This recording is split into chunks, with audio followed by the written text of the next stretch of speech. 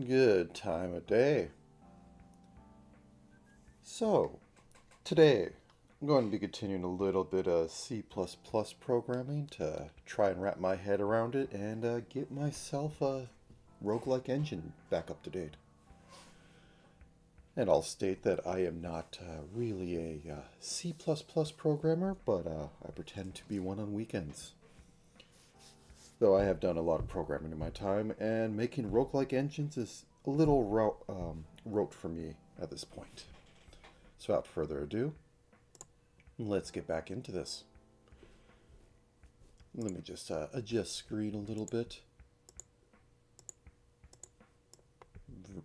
Nope, there, not that one. There we go.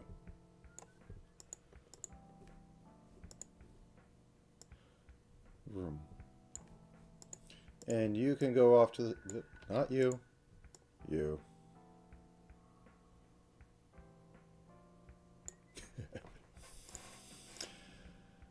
So, I have done a little work on this on the side.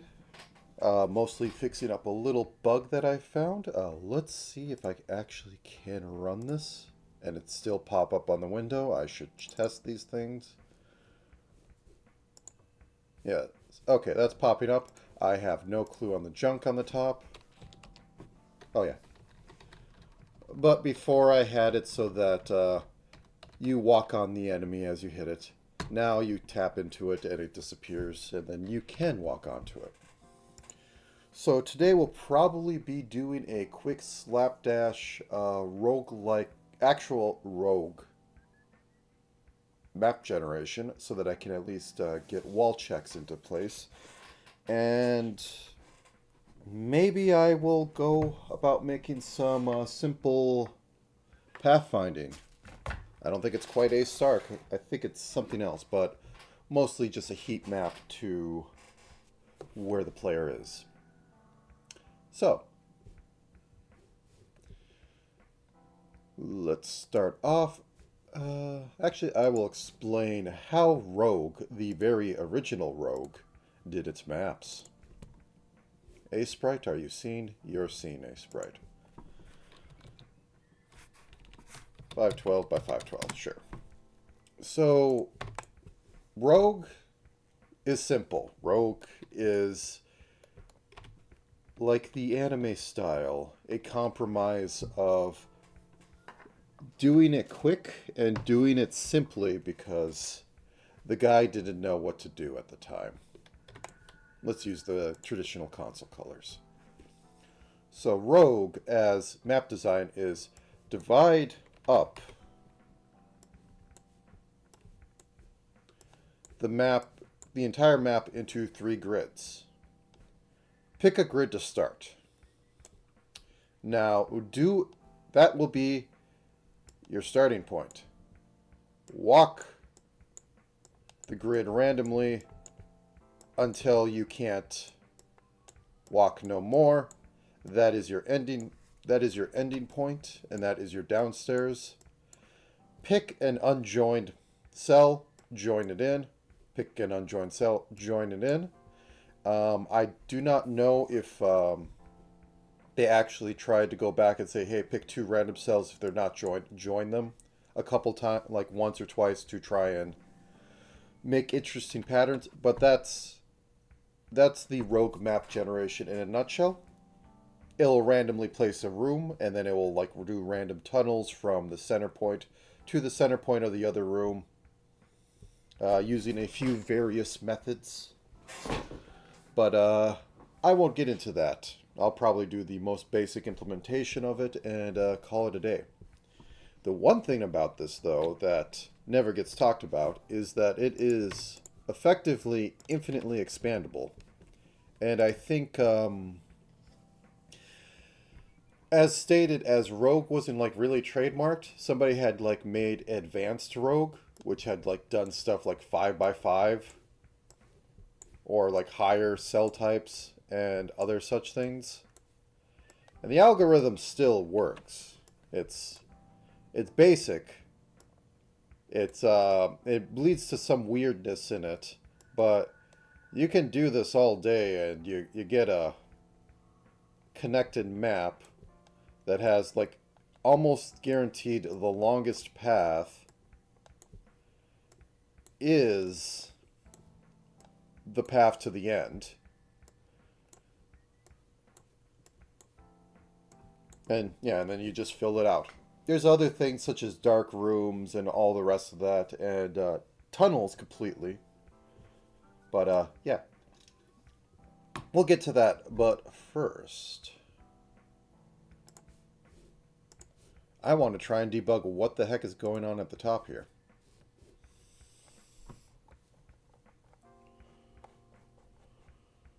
Okay, you can go away for a second. So I am rendering the map. I am changing the colors for the open space stuff. Whoops. No, please don't do that. For the player character.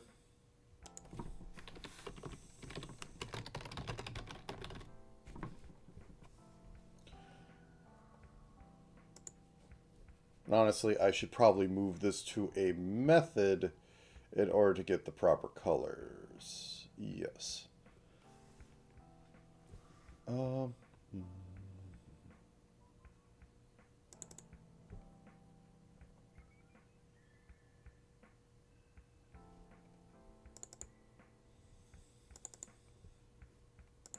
Two X. Da, da, da, da, da, da, da.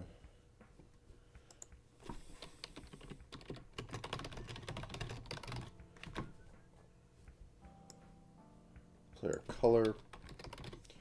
Actually, this is mostly all the colors, so yeah, I think I'll do a bit of housekeeping and make a render function that will properly render the player. Render text, void, render sprite. Let's see, I'll call it text sprite. Mostly because these are uncolored sprites that I want to be able to color on the fly.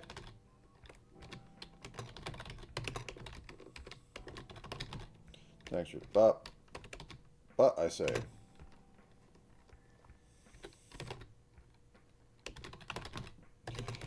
Int X, int Y.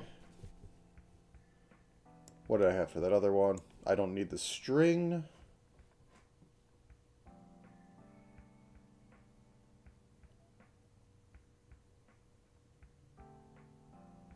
Am I doing something wrong here? What don't you like? Anyways,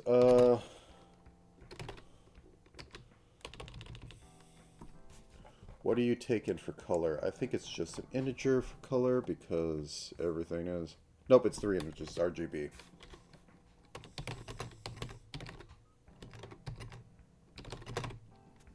Yeah, I wasn't too, I had ideas for doing a more interesting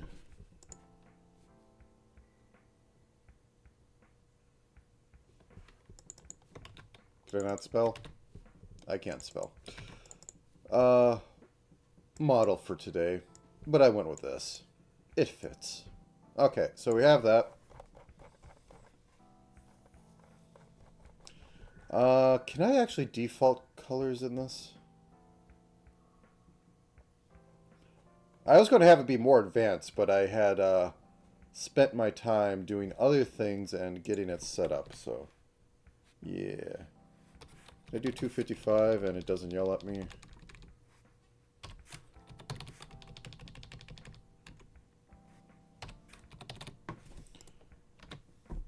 Okay, we'll see how well that works in the future.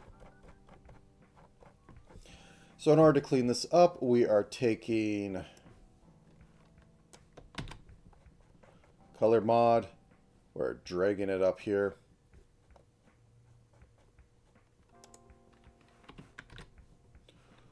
R, G, B. So we're setting that texture to that. And then we're doing a basic render. Actually, I can just take that from here.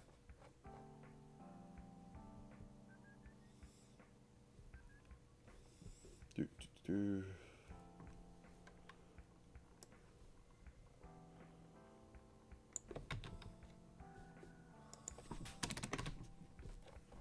Okay.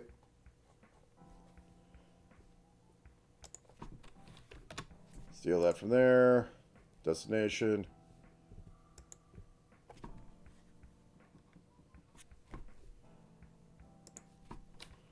Target. Int. Target X int. Okay, so we have that.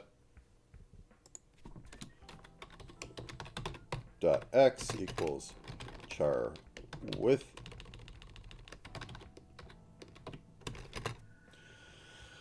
times X. What, do you not have it?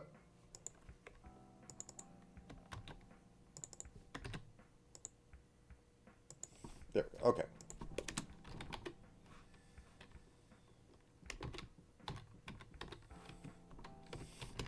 I love when stuff covers up the entire screen and I can't reference any other part that I'm doing. Okay, times Y.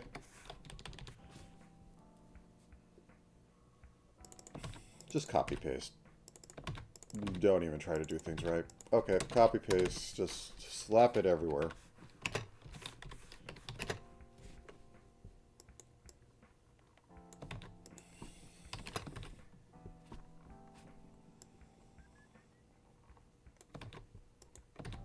And this will be target Y, or X and Y.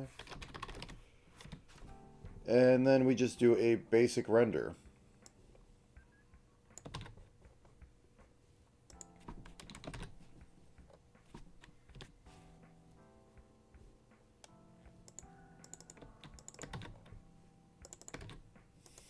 Okay, now that we have that, we can go back, hopefully, and do something dumb like this. Int player R equals 0, X equals 255. Int player G equals 255. Int player RGB equals 255. So this will keep the player color ready. Then we get down here, because I'm doing something silly, and I'm going to say player R equals 255. Player G equals 255. Player B equals 0. And we could comment this sucker out. And we'll just copy, paste this over here. And have it be like this. And then, instead of doing the render like this,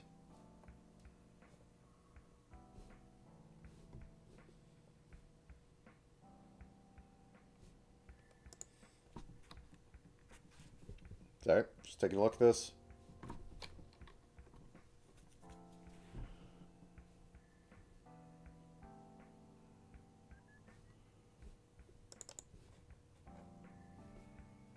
Going to just comment this out for a minute in case I need to reference it. I doubt it, but I am paranoid about my own code being wrong.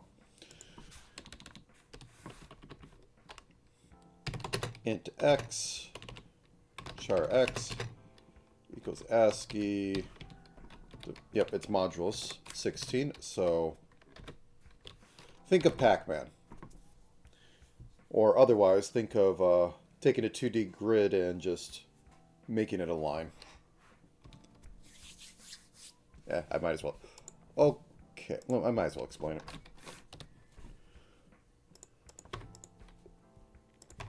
Modules is effectively turning any infinite amount of numbers into a finite set. So this is modulus 3. So you take 4 and you go 1, 2, wraps around 3, 4. So 4 equals 1, modulus that. Make sure to take any infinite set and put it into here. In the case of using it to transform a glyph into this. So we could say that we have 4 numbers. Or, yeah, a grid of 4. So this is the number line. This is the grid.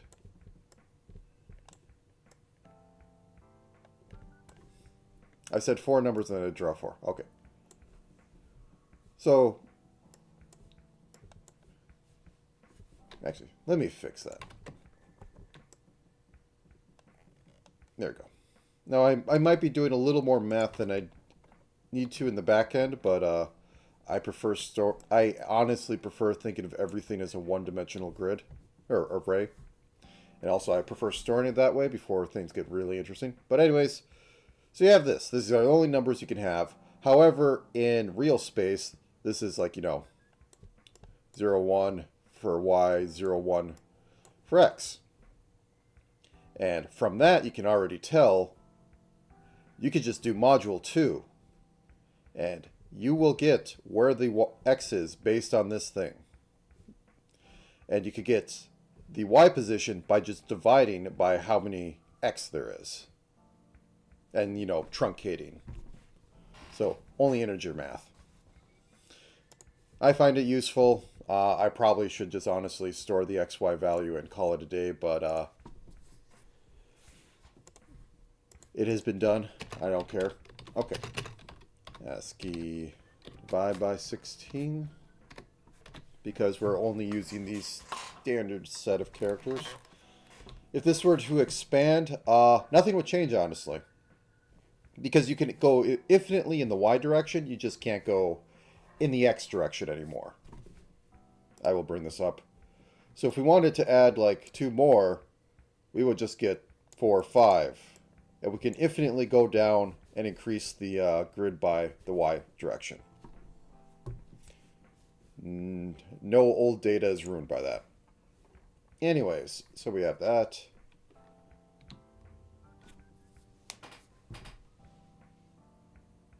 Oh yeah, I have map offset put into this. Do I actually have... Yeah, I do have that in here, don't I? I should probably... Is that a global variable? No. Okay. Well, honestly, this will be useful because I do silly stuff like have little things move. Do a little wiggle. And let's just start butchering up this line here. Int x offset equals 0. Int y offset equals 0. Like that. And then we honestly just render plus x offset plus y offset.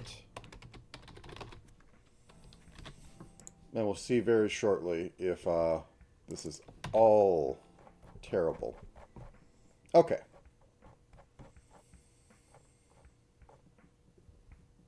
Get back down here.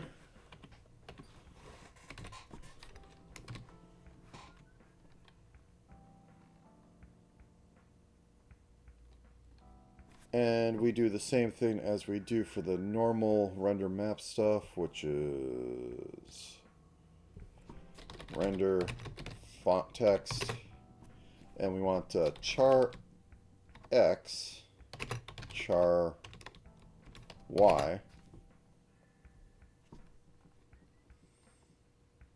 and we want current enemy dot x, current enemy.y, all the simple stuff. Map offset x and map offset y.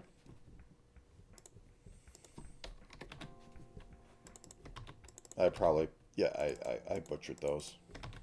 When have I never butchered that? Okay, it's this one? Yeah, it's this one. Then I hit up. It compiles. It compiles. I push the magic button. And I don't see it.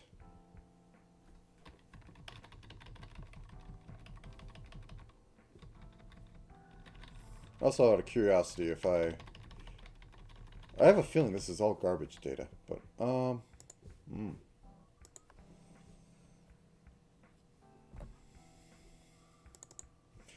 let's render you as, like, green or something. R25, 255. Okay. Let's run you again. Now then.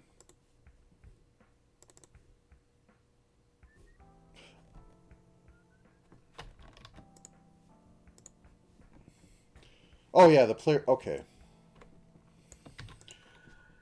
The player character is also tied into this stuff, so that's why it's also rendering the player character. Let me just bring this down here.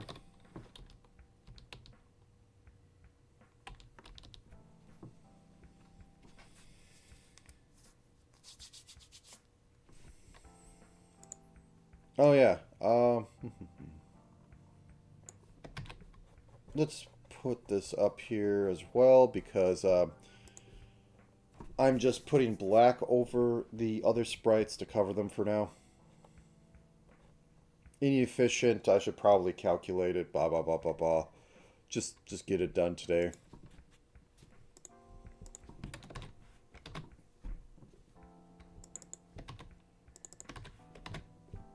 Okay, let's see if that helps anything. Oh. Oh, yeah, I put all that stuff down there and I didn't. Oh, N doesn't work with this. Okay. I put this junk down here and I didn't have all that in. Okay, cover you up for now.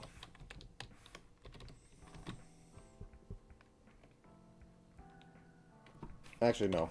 Let's try and render the player as well, and we'll figure out stuff.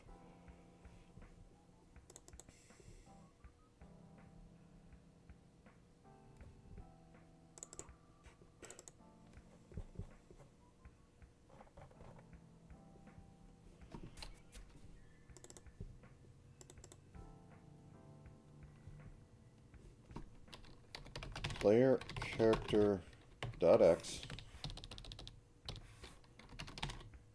Oh wait, no, that's a 2. Where's my from texture?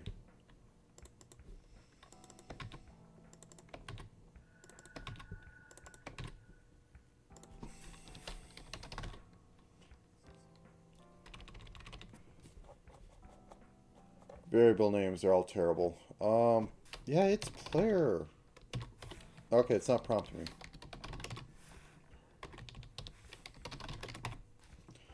Okay. Where are your from rectangle coming from?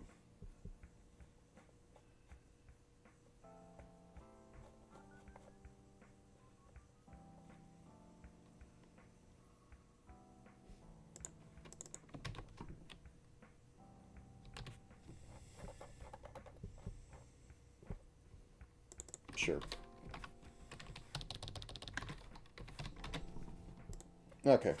Let's compile you again. Action compiles. Run again.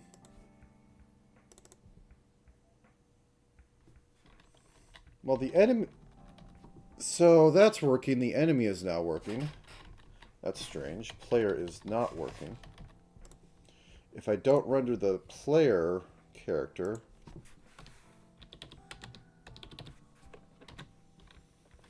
What happens?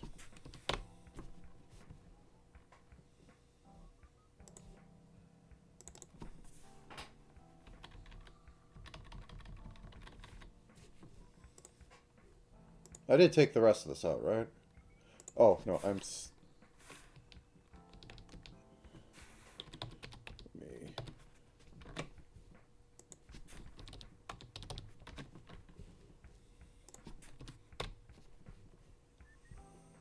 Okay. Run that.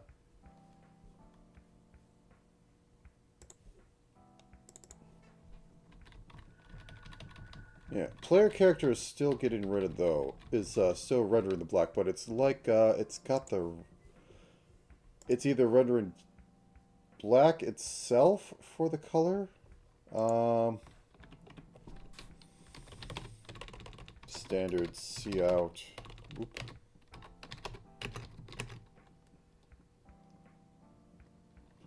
Layer R. Layer B. No, it should be GB.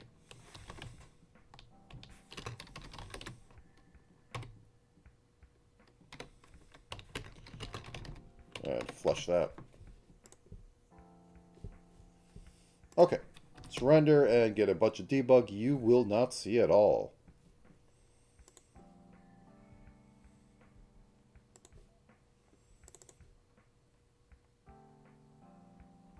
Okay, it's 255, 255, 0. So it's not rendering as black as I possibly thought, so that's good, but what's not good is that it's not actually rendering.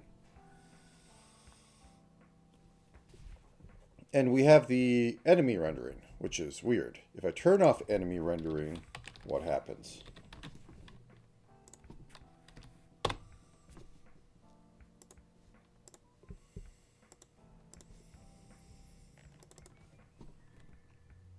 Okay, I still can't see player character.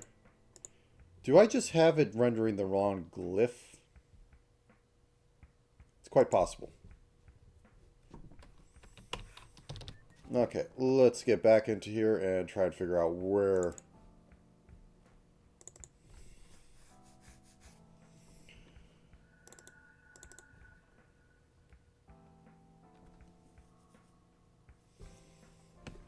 I'm going to cheat a little bit and pull open this and do some counting. I'm just going to drag you. Hey, Sprite, wake up. Okay, fine. I'll do it the stupid way.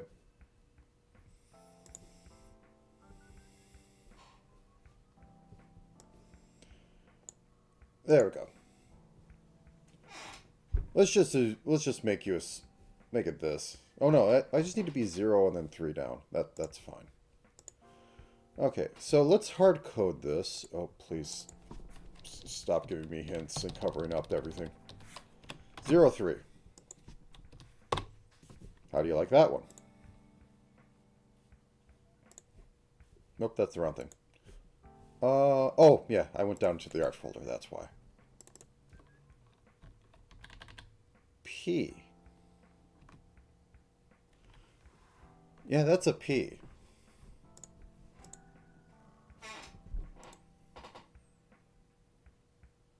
Oh, 2. It should be 2.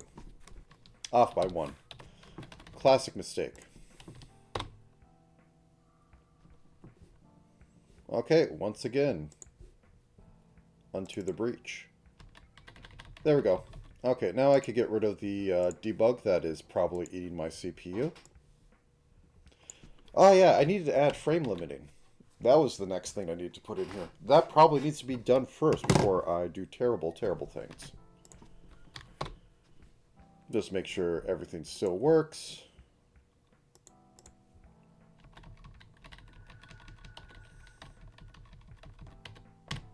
Okay, cool. Now then, how do I limit these frames? Well, first I need a delta. I have a delta.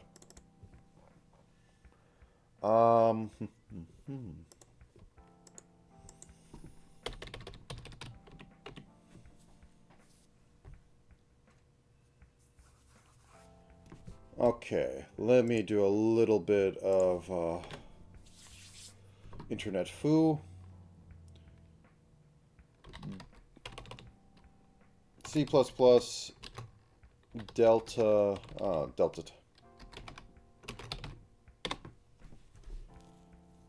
delta is the difference between two different, points. So a delta time would be, hey, here's the first timestamp, here's the second timestamp.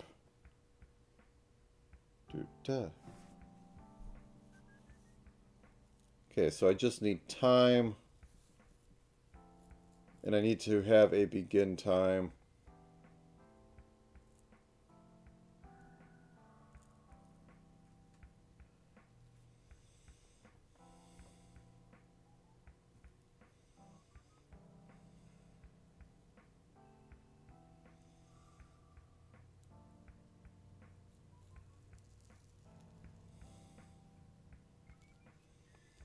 Mm-hmm. Sorry, I'm just reading some stuff, and as always, there's arguing and yada yada.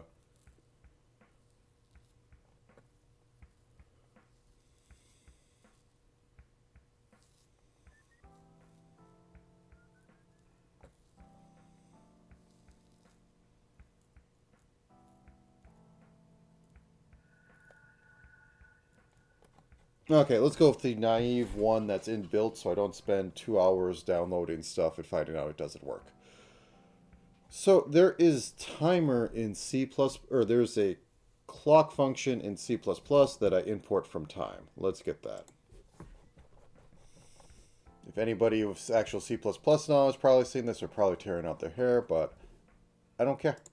Okay. Boop boop. Include time, and then we make a time object, or a clock object from time.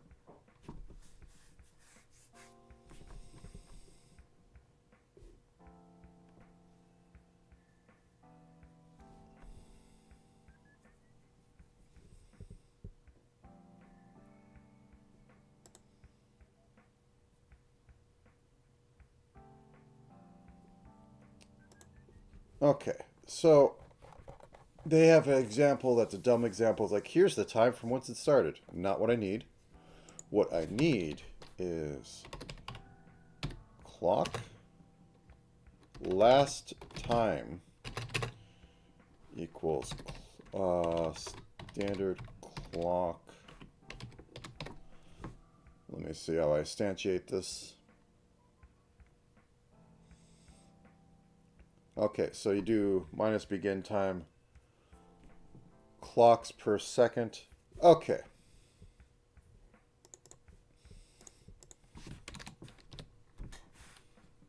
So delta is equal to last, or to last, why don't you like this? Why would you expect that? There's one over here.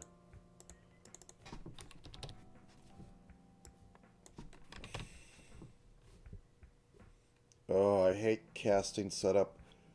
I'm too used to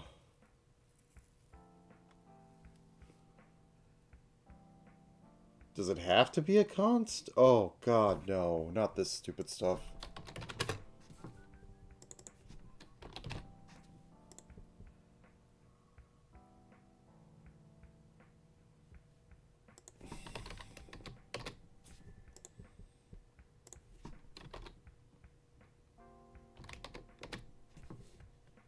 No, please. Okay, it's clock T. Okay.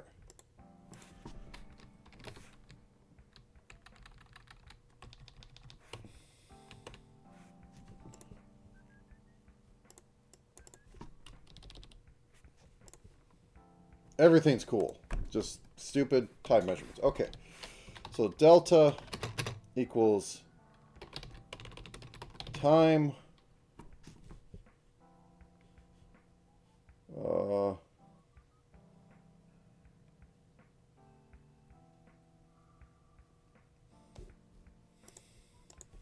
Oh no, let's do this crap. Clock T current time.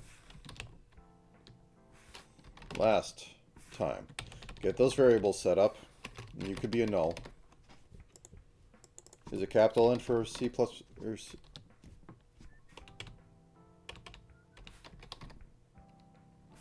Oh, it's yell case. Okay. Current time equals clock. Delta time equals last time minus current time. And that's how many milliseconds has passed, I believe. And I don't think there's any more operations you need to do because silliness. Clocks per second, I don't care. I want to measure this in millisecond. So this should be good. And the text is yelling me at because I don't have an R there. And I'm going to commit a sin and run sleep. C++, sleep. Because the alternative is that I just iterate on a tight loop that wastes time. And that's no good.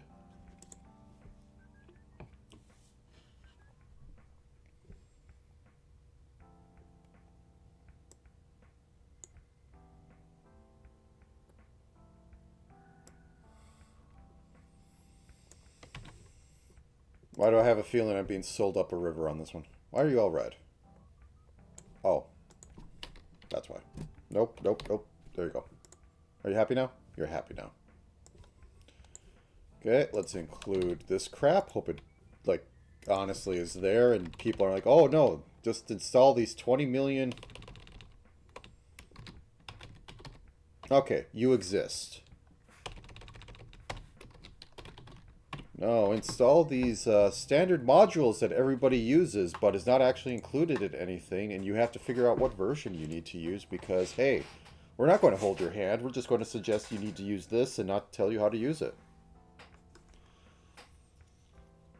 I have lots of gripes with people making tutorials and comments online. Okay, so we have this. This is how I get basic sleep. Well, not basic sleep. I could actually do what I'm supposed to do and, you know,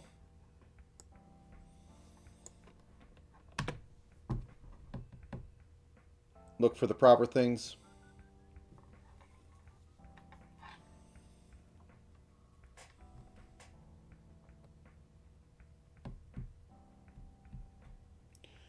Do.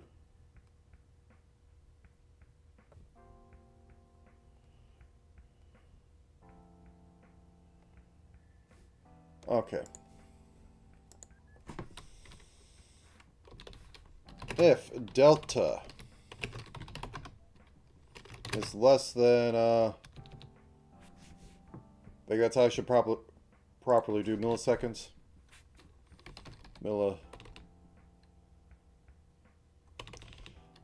Oh no, 60 FPS in milliseconds. It's not that. I used to remember. 60 milliseconds is 16.666, so 17. If it's less than 17, we're going to be slightly on the bigger side. We're going to sleep for 17 minus delta. If I freeze my stream, my computer, I am sorry. Okay, do I...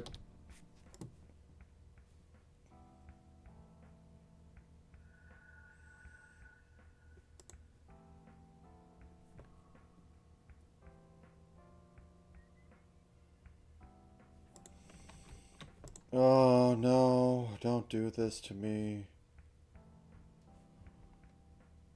Is this some sort of crap they're trying to sell me as, oh, this is the proper way, but you have... I have, like, the wrong version or whatever. Just sleep.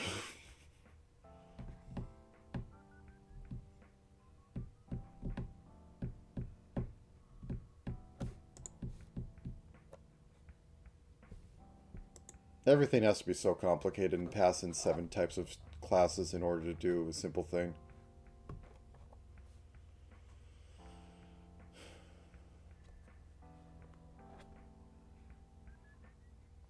Oh, use boost.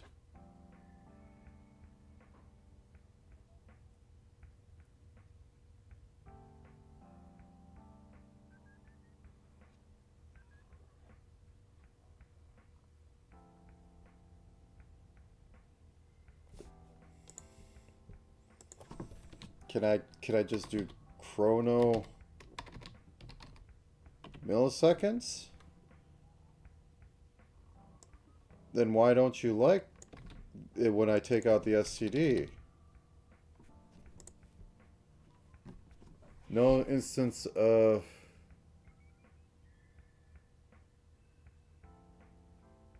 What?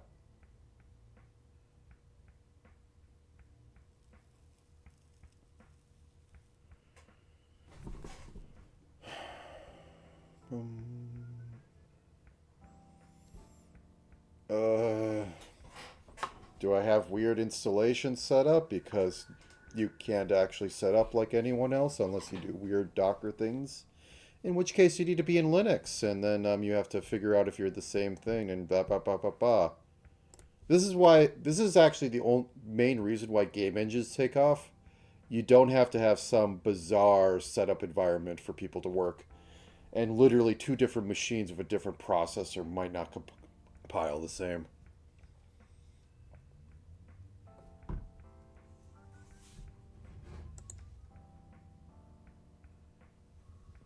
Screw it. We're using sleep.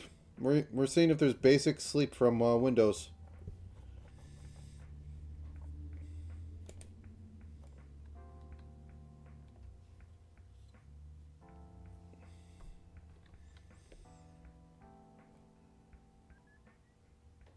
Can I just use sleep? Can I use basic sleep? Does sleep exist?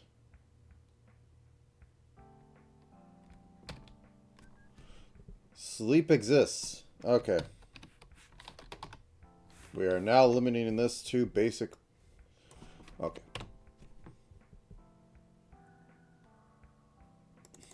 Is there an SDL sleep? Honestly, I should take a look in that. Okay. SDL sleep. If there's an SDL sleep, I can count on that for actually doing basic stuff with that. Because they've implemented it a way that should be cross-compatible. Delay. Oh, okay, okay. Here we are. We're cooking with something. There we go. Okay, SDL delay. Let's see if this is what I want. Delay 17 minus delta. Are you ready to freeze? Because I'm ready to freeze my computer. I'm ready to see the blue screen of death. Let's get her... Oh, wait, what?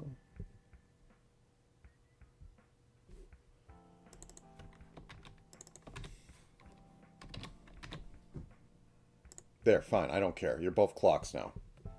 I wasted a thing... Okay.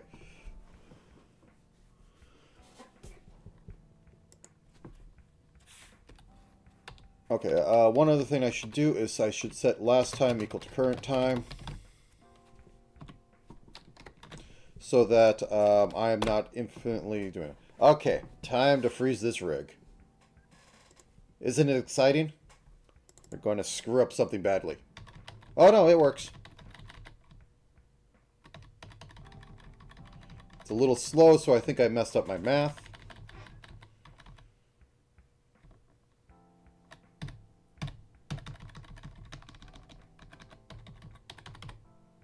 Everything works. I can exit out of it.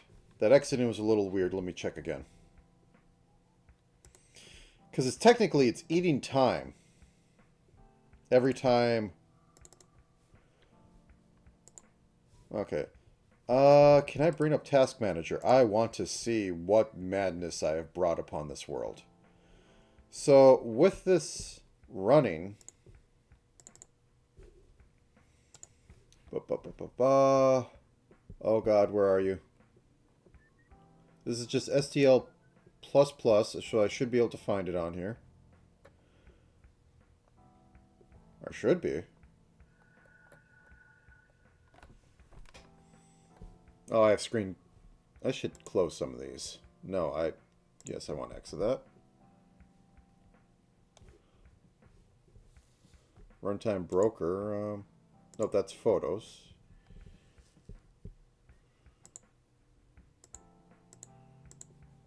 Why are you not showing up on here? You should show up on here. This is like... There you are. Okay, main exe. I have like a 0 CPU on this. I mean, it's not doing much.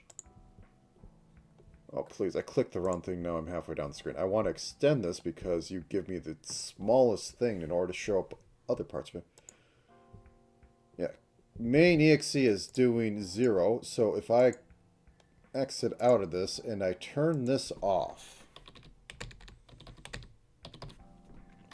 Will you hog the CPU because you're running as like take every man every instruction you get, I will take it and I will try to run it.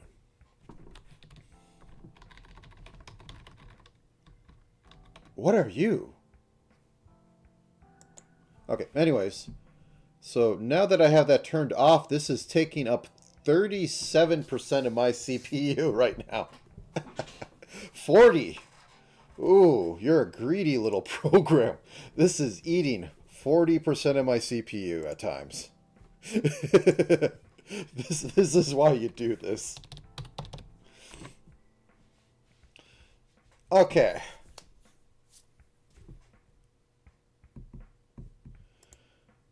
I want to see what the delta is. So let's do some C out. I think I have to work with the math a little bit and try to figure out if I'm doing this right. So let's do a C out of my delta, end line, flush that to console. Alrighty then, we have that set up. Let's see what we're doing. This is why I wanted this in here as ASAP, because I know it does oh, it's forever growing. I'm doing something wrong.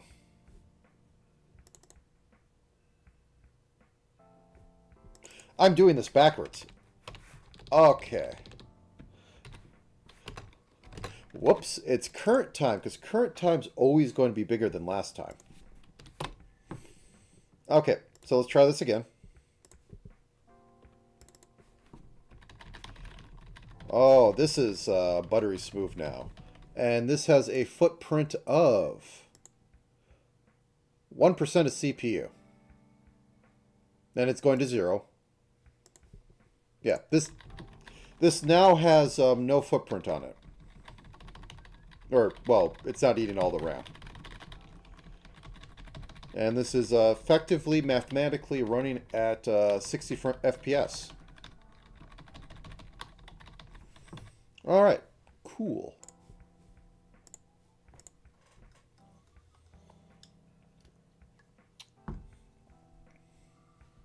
Oh, I now realize what those are. Let me run again. So, I unironically might be doxing information. So this stuff up here, this weird stuff, because we had a weird green one at one moment. That's garbage data. That's from uninitialized enemy units. Maybe this one is too, but... And it's just projecting at 0, 0. And it's getting random glyphs in there from memory and program, I think. So if I change some stuff, I might be able to get some characters to show up here because it's referencing chunks of the program. Why do I get this to happen? I don't... I don't know why, but it's what I do best, it seems. So, okay. I didn't make a checklist. Let's make a checklist.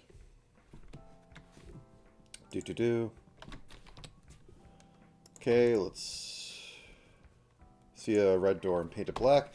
And we will say delta times. I want my delta times. Basic roguelike gen.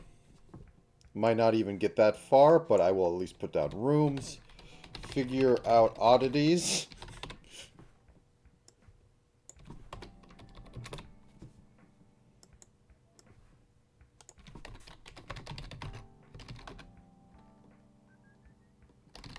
Roguelike noita-like. That's a mouthful. Okay.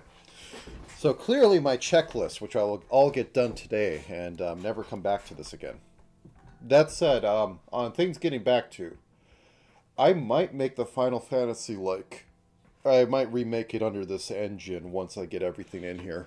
Because all I need to get is the basic input-output, and then it's figuring out how to have stuff move around and make the background information, which I might try to parse off to JSON or a homebrewed format, because I know how to parse basic text files. I parse CSVs enough. But anyways, so we got delta time. Check. So let's go on to making the room. In order to make the room, I have to make a function. And I'm probably going to do this one step at a time. So, step one, let's actually put it in here. Step one, fill map with walls.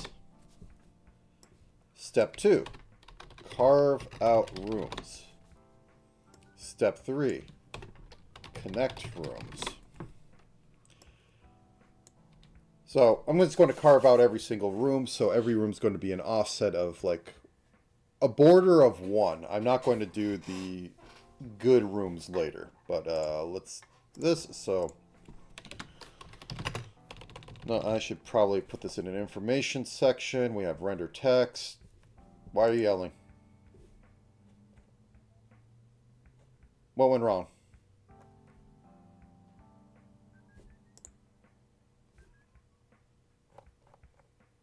Why you do this? Okay.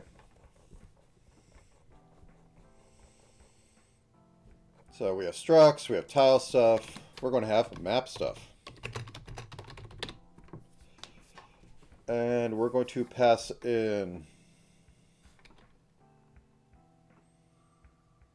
Can I do it this way? Passing around rays. Okay, let's first see.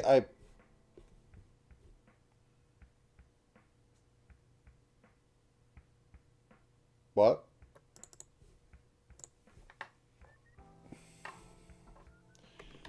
VBA code, or VS code, you're all right. So there seems to be some weirdness going on. So I am storing everything in a map array that is a single dimensional array. And I am able to use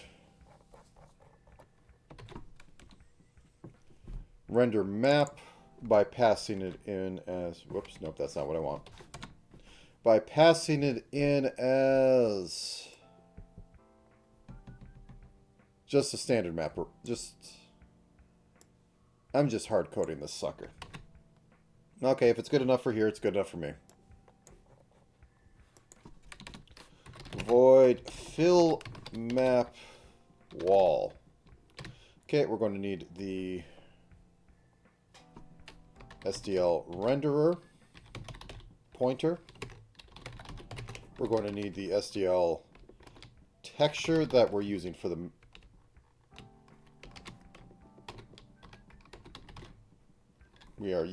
texture pointer.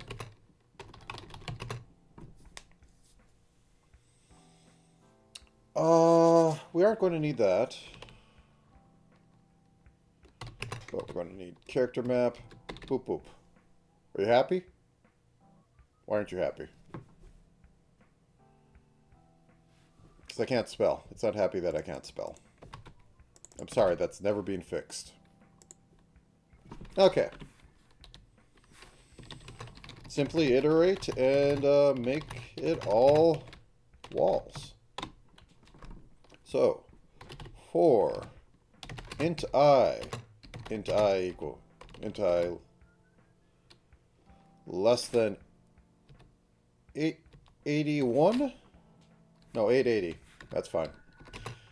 I plus plus, and I will rename you, oh no, index. I have been beaten into not using single variable names. Even when the standard is single variable names. That should be a pointer, shouldn't it?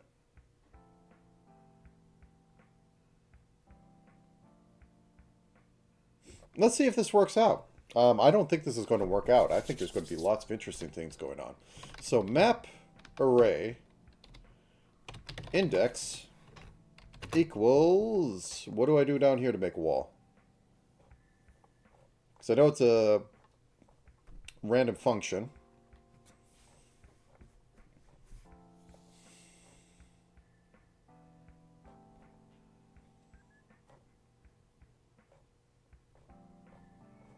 Where are you? Wall. Okay, I just use wall. Okay, so... Oh, I don't need the renderer for this. I don't need the texture. I just need the map. Aha, because it's just, you know, function stuff. Okay, so we go back down here. We take a look at the random stuff, where it's doing a bit of silly math against a wall. Times wall. Okay, let us...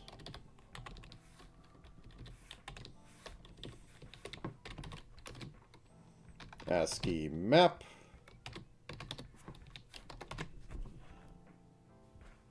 I can't spell. There we go. You happy? You happy? We happy. Okay, we run this.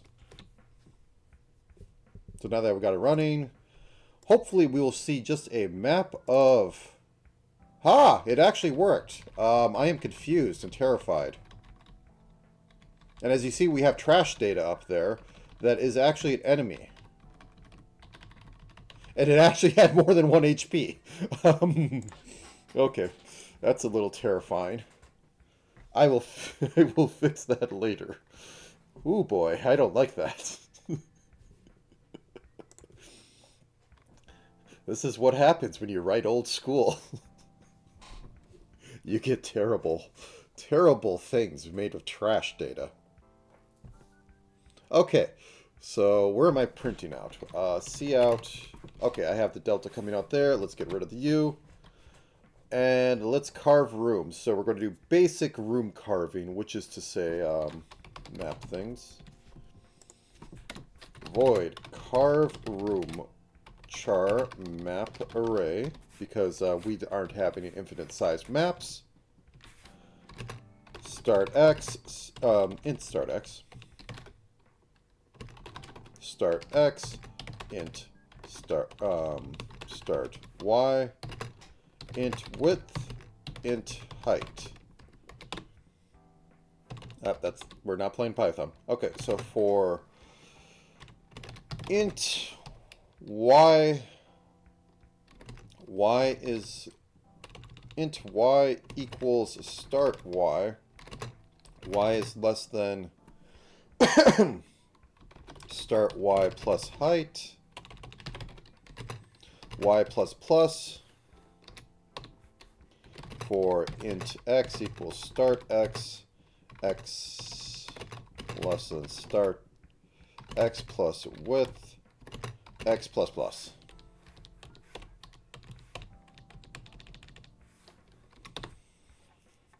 Okay, so I'm not even going to need to check because I'm always going to be in bounds on the y side, but the x side it could get, well actually no, both sides it could get spicy. No, neither side it could get spicy. Well, I'm just going to say it's going to abandon hope up. Nope. Yeah, might draw.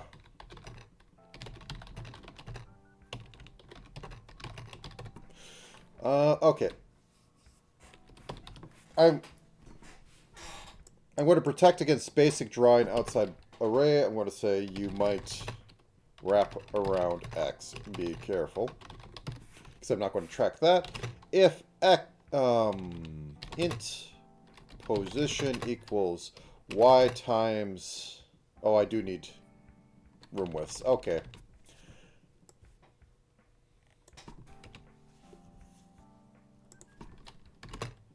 Int map width, int map height.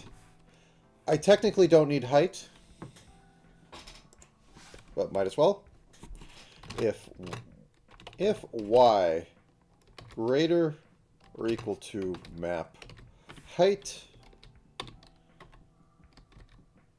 break, because it's never getting better.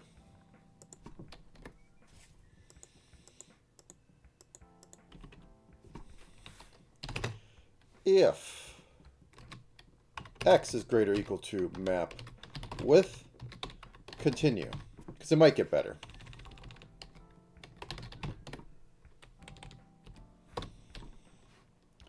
Int index equals x times map width plus, or no, y times map width plus x. And then we go to map. Why do I have two P's in there?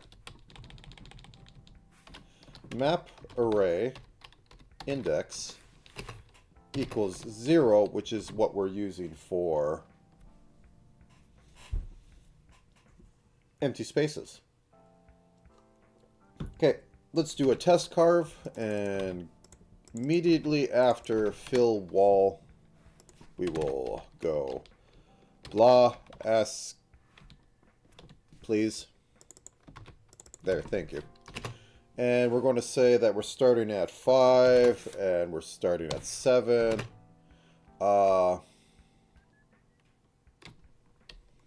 Map width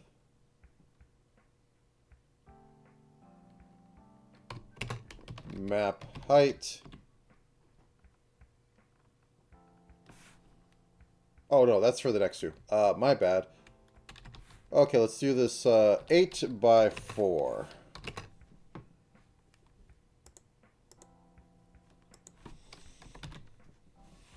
Okay. Let's break something.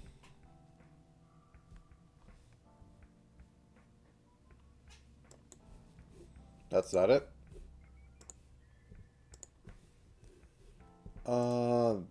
That is it. Okay. Boom. Oh, would you look at that? Weird.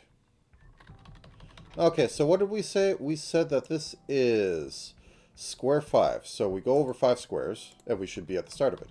So 0, 1, 2, 3, 4, 5. Perfect. And we said that this is 7 down, so it should be 8 down from the top. So 0, 1, 2, 3, 4, 5, 6, 7. 0, 1, 2, 3. Well, 0, 1, 2, 3, 4, 5, 6, 7. Okay, yep. Or is it? Something's a little wonky here. Everything's matching up. And this up here... Oh, enemy data. Fake enemy data. Oh, good lord. I need to fix that.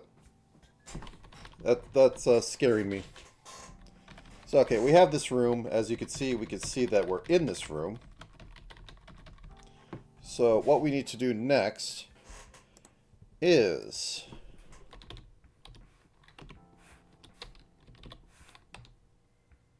I could just turn off generated enemies and doing anything with them. Because what's happening there is that it's a... Well, no. First, I want to solve the mystery of this. So let's go with smaller numbers. 3 and 2. So if I do 3 and 2, it should be 4 over and 3 down because we start at 0.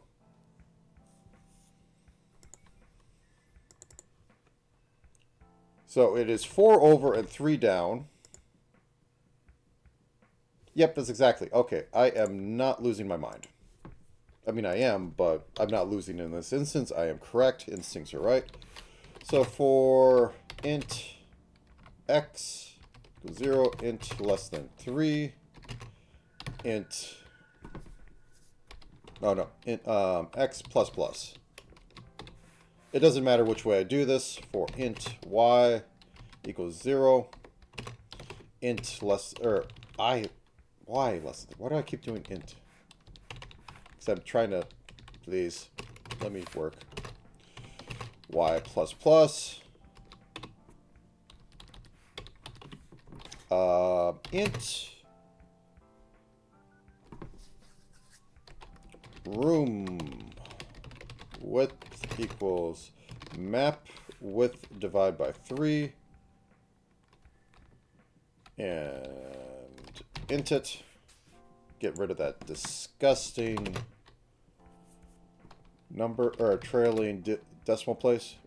Room height equals int map height divided by 3.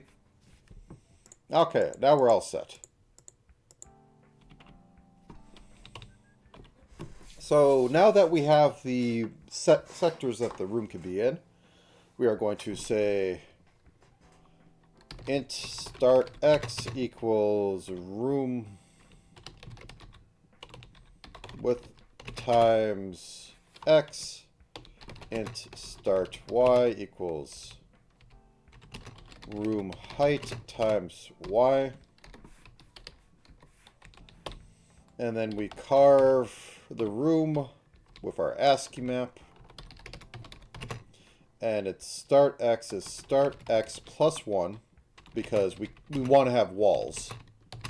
And then start y plus 1. And I have a period in there for some reason. Go away.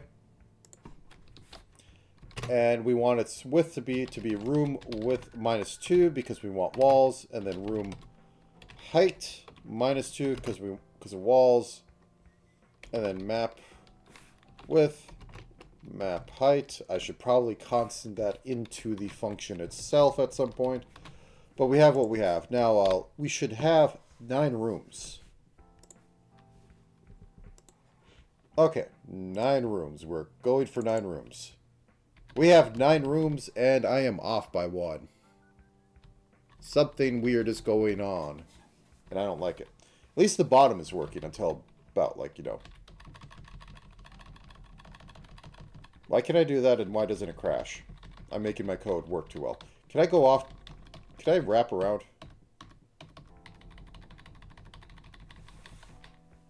Oh yeah, they're not stored in an array. That's why.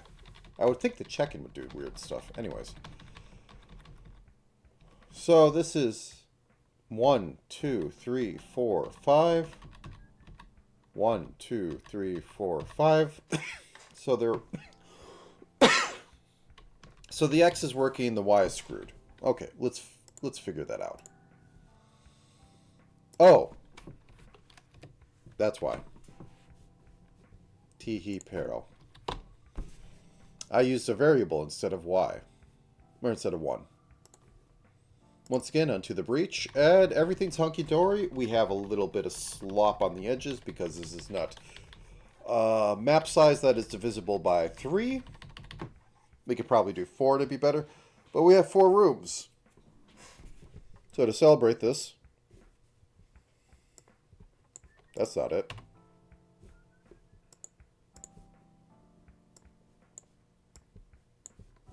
Alright. So, here comes pain because... Does C++ Basic have a stack? C++ stack.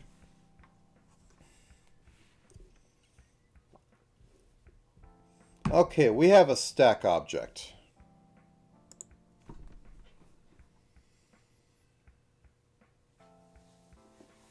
Oh god, it uses templates. Okay, you can make it int. Okay, that's less scary. Templates are things I don't want to deal with. And most of C++ people use templates, which is yeah. I don't want to deal with it though. I want to program this like it's C. Okay, I can push stuff into the stack, and stack can be an integer type, which can be a 2-dimensional XY location once you do the math after the fact.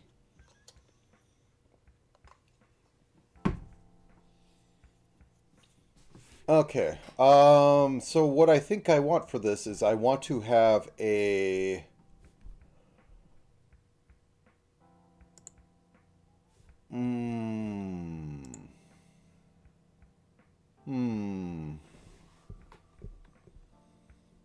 Actually, can you see this on? Okay. So, I need to represent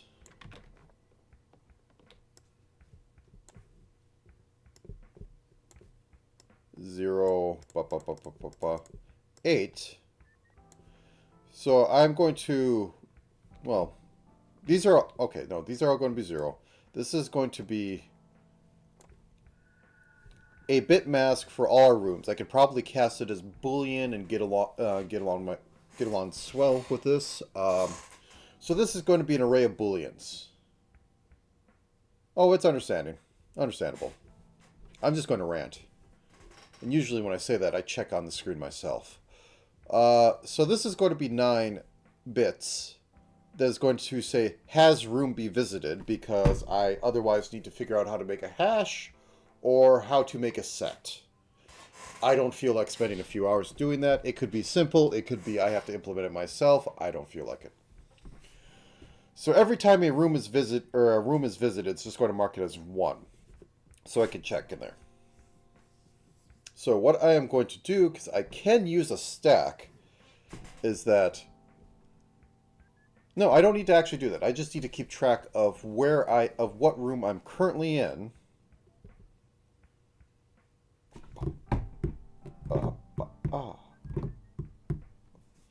Okay. So I track this. This is all the rooms that I am in. I have been in. I am going to mark it as 1 when visited. And then when I go to another room in there, I'm going to just immediately draw the line. I'm going to carve between the 2 room center points. And repeat until done. With the first part about, do I still have that? Nope, I don't have that up anymore. But the basic, like the first part of the carving, carve until you can't move anymore. Which means you can also get weird mazes like that. But anyways, so we do the carves as we go. Once we can't move anymore, this array will be populated with 1s of which room we're in and 0s of which room we are not in. So after that, I make another array that is going to be an integer, and it's going to go through and every time it encounters a room in there, it is going to mark it in here. And then it's going to have a pointer of how many rooms it's actually gone through. So these positional data will be related to this. And then this will just check and cast in a random direction. Can you connect rooms? And if it finds that the room is already in here, it says yes, it adds this to the list. And then it iterates to the next one. I would probably also need to shuffle, but let's do this one step at a time. Okay, so I need 2 size 9 arrays of different types.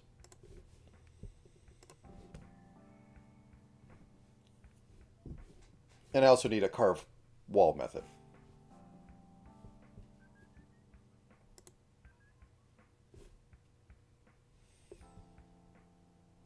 Okay, let's do the carve wall first. There's 2 directions you could go.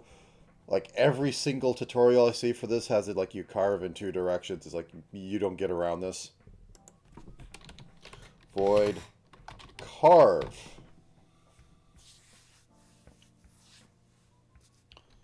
Carve hallway. Char map array. And 1000. Start X. Oh, nope, it's start X.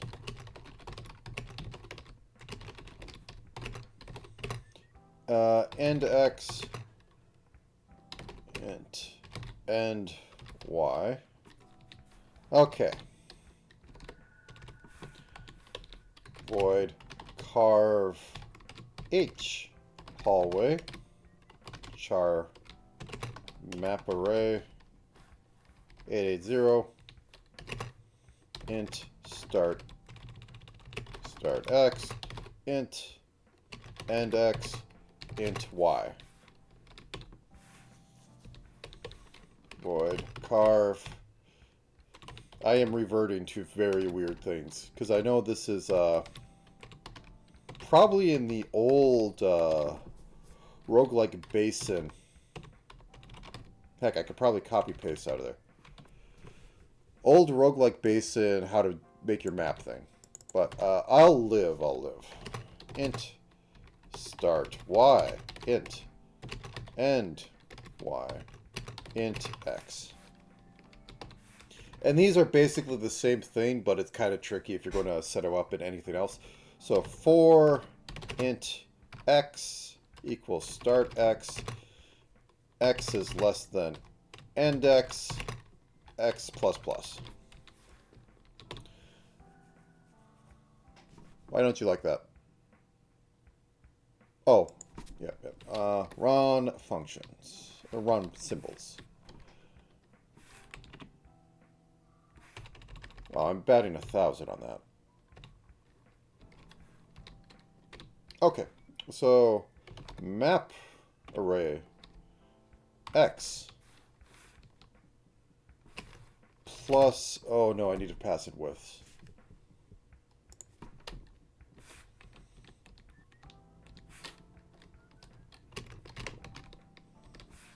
You know, it's a standard for a reason. Okay. Equals 0.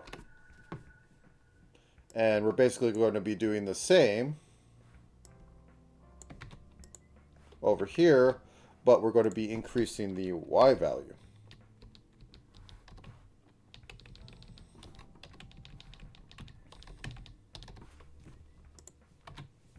See, very simple. They're the same thing, but slightly different. And my chair is falling apart. Okay. Oh, now here's the part that's kind of weird and terrible and sucks. Sorry, stretching a bit. Actually, I should get up for a second. I am going to get up for a second.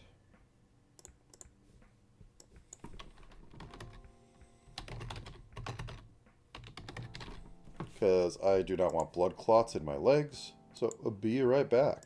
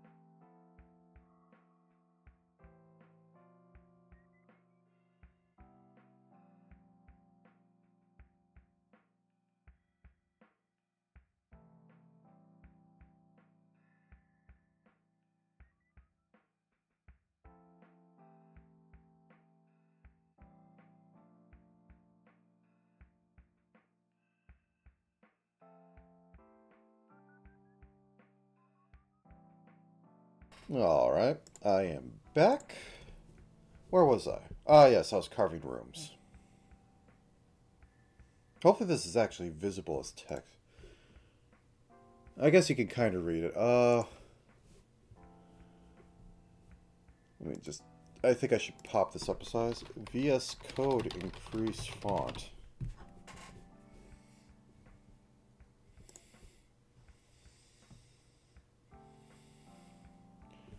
Control... command plus... Ba, ba, ba, ba, ba.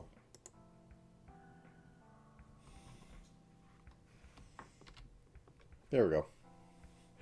A bit bigger. I'm not even programming in the language that's utterly unreadable.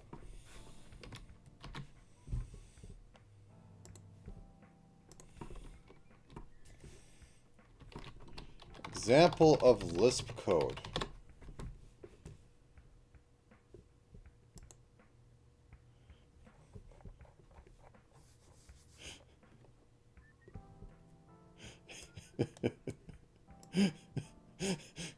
You want something that's like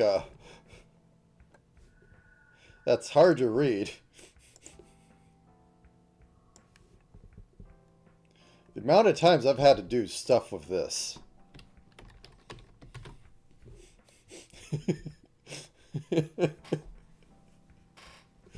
I enjoy my parenthesis. It's everywhere. Just look at this sucker.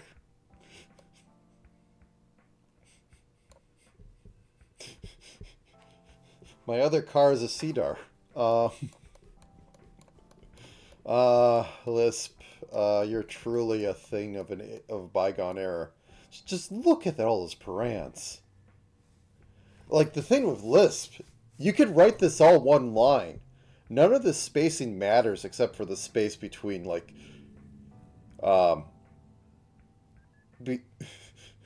like, I don't even think the space matters between these two. The space only matters in arguments.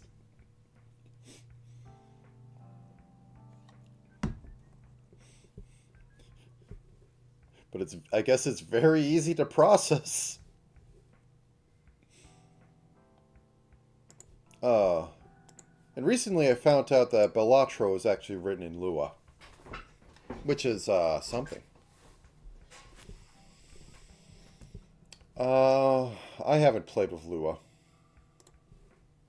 I probably should. Okay, anyways, so... we have... the first part to make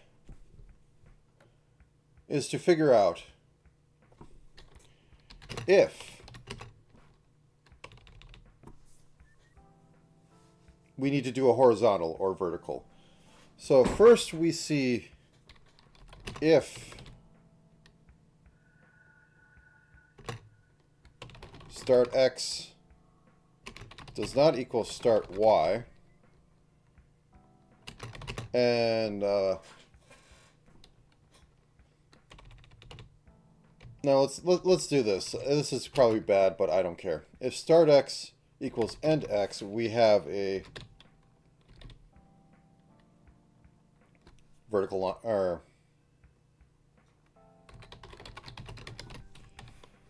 else if? Yeah, it's else if. Start y equals end y, or horizontal only. Is that not how you do it? No, that's how you do it. Else, abandon hope all ye who enter. Okay. So if start x equals that, we could do carve vertical hallway. Did I call it that?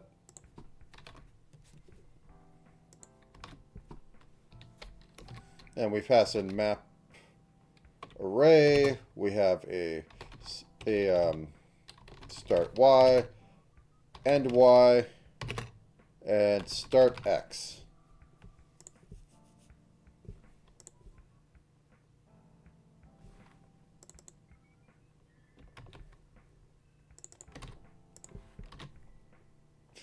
Oh, you need to be above them. Okay. You don't look ahead. There we go. There we go. Everything's happy.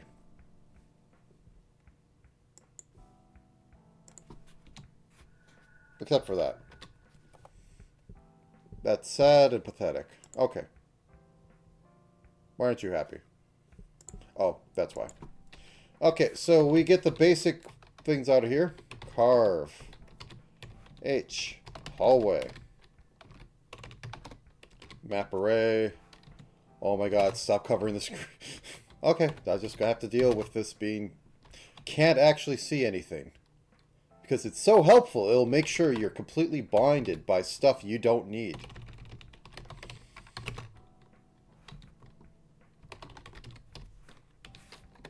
Okay, so now that we're down here, we figure out the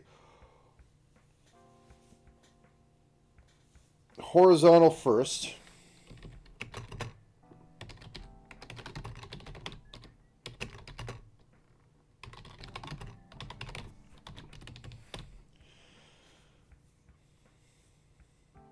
So start X to start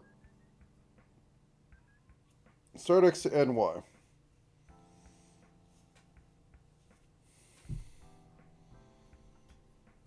Actually, we don't care because both options are valid.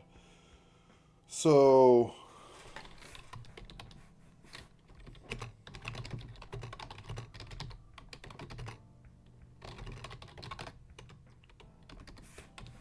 we will to do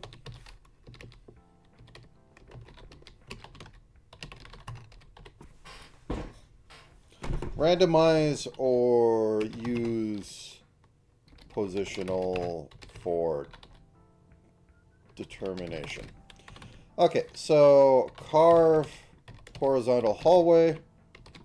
As I said, we don't care about what it is, so we do... Okay, good, there's a min.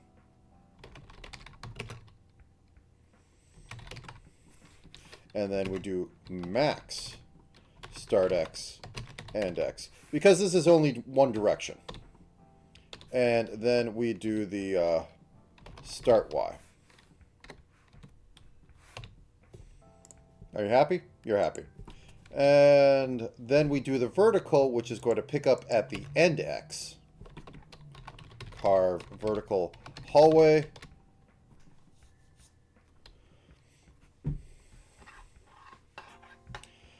Map array, min, start Y, end Y, max, start Y, end Y. You know, honestly, actually, why am I doing this here? Let's just be lazy and offload all our work to the other function. And everything will be fine. I just have to go to these and fix them up a little bit. Everything will be fine. So we get this passed in here. We go int temp x equals start x, or min start x, end x.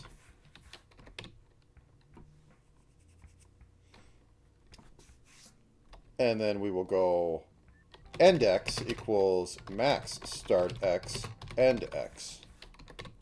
And then we will have start x equals temp x. There might be a fancier way to do it, but I do not care. I'll eat the performance. It's delicious. You should try some.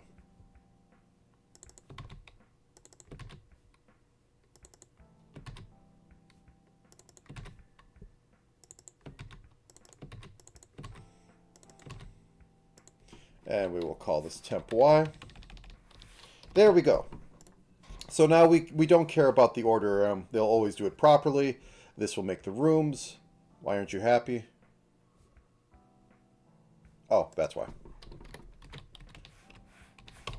Okay, we made the function happy. The compiler the IDE stops yelling at us. We have this. So now that we have this, let's carve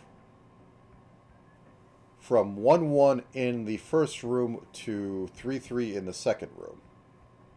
That'll make sense in a minute. Actually, let's just make a function that does that.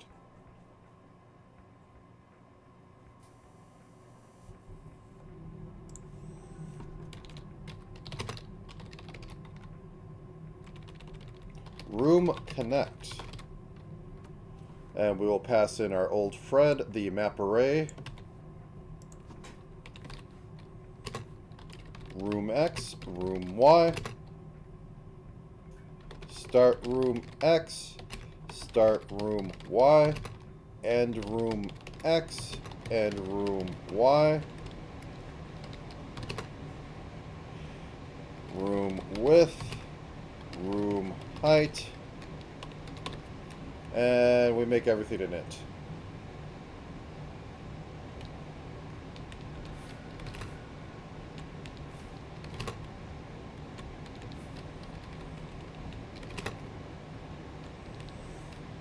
So this is effectively making local connections between rooms.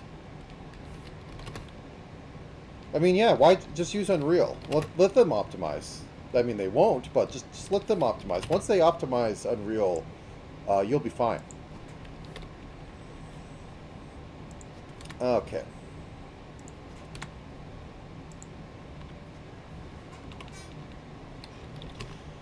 Given local XY within in a room, connect two rooms.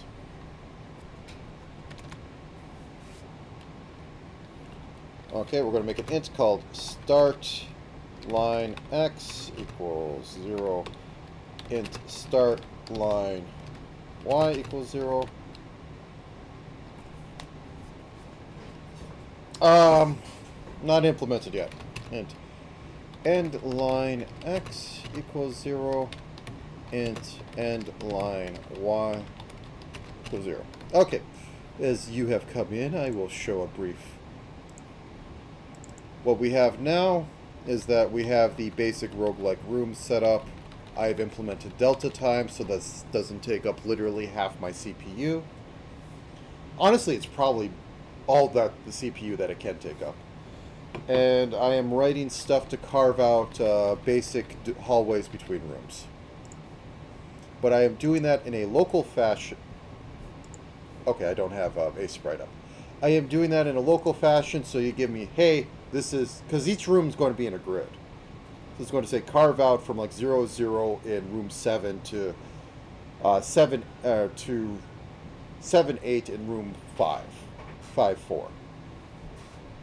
So it's just a little bit of, each room can keep track of its own midpoint, and we don't have to keep track of that in a global sense. I'm doing weirdness. But it's going to be fun. By fun, I mean Dwarf Fortress fun. Alright.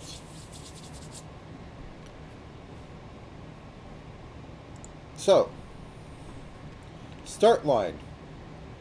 Room X times room width plus room X, or start room.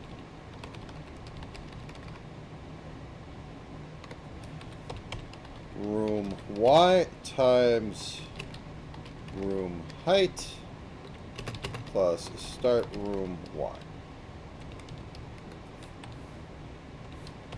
End X. And, wait. Yeah, okay.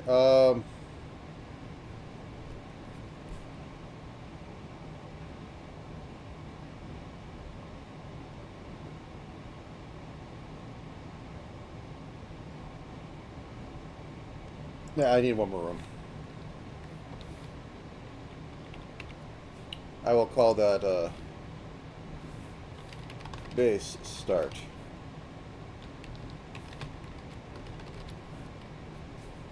Actually, no. Let's do this in dumb way.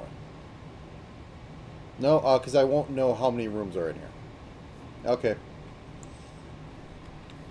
Grid. Start. Grid. Room. Start.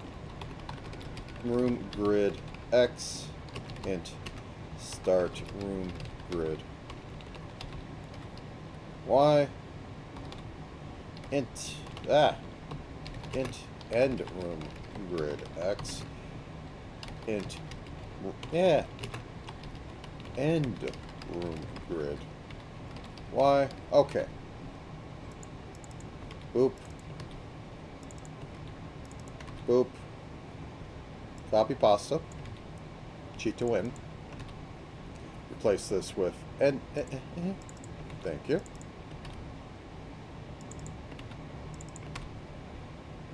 Copy pasta. It's delicious.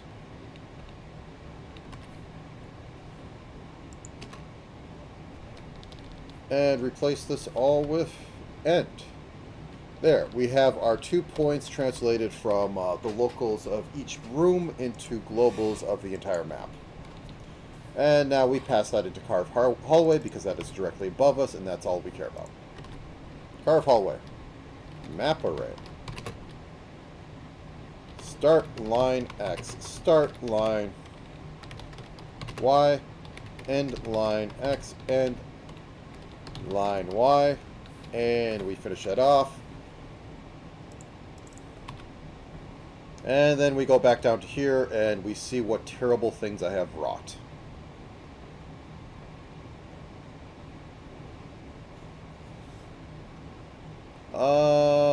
There we go. Room connect. It's not like phase connect. Okay, so we're connecting 0, 0. So we're connecting the top left room to 1, 0. And we're connecting from, let's say, 2 in, 1 down, to 3 in, 3 down.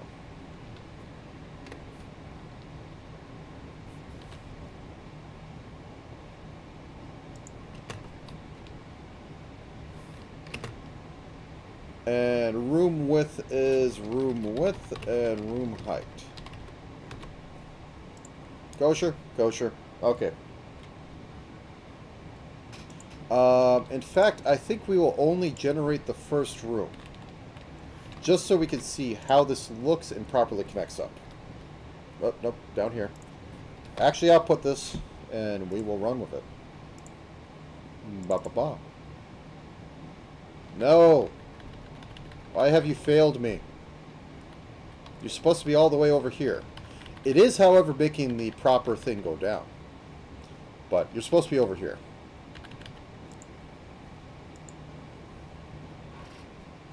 So,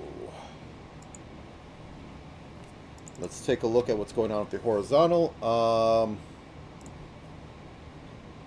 Carved hallway. Let's do a little bit of debug bomb. A.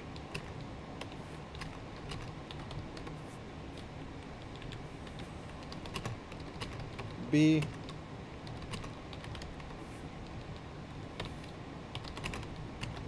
D. Or C. Okay. Debug in.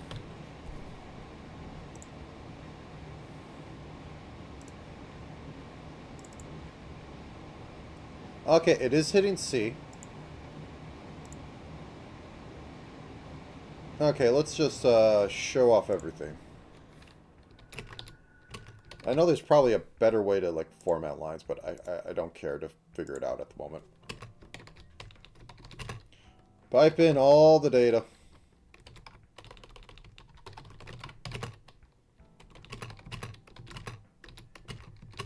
All the data. All the data now.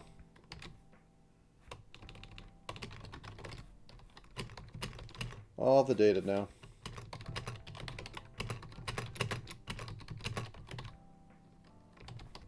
Okay.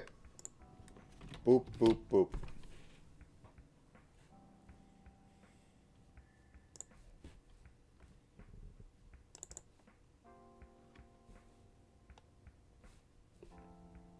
Not seeing the data now. Oh, because that's coming in. What did I do? It helps if I put it on the right thing. Okay. Let us run you again and see what numbers come back. Basic SDL. Ba ba ba. Okay, the number comes back as going from x2, y1 to 16x, y3. So that is correct. So I think the problem is in how I'm doing the horizontal. So we get down here. Carving H hallway. So let's go to H hallway and see what's going on here. And C out. H hallway. Start X. Nope, nope, wrong one. This is in Python. And X. Okay, so we have that. And we make another thing. Oh, what did I do wrong? Oh.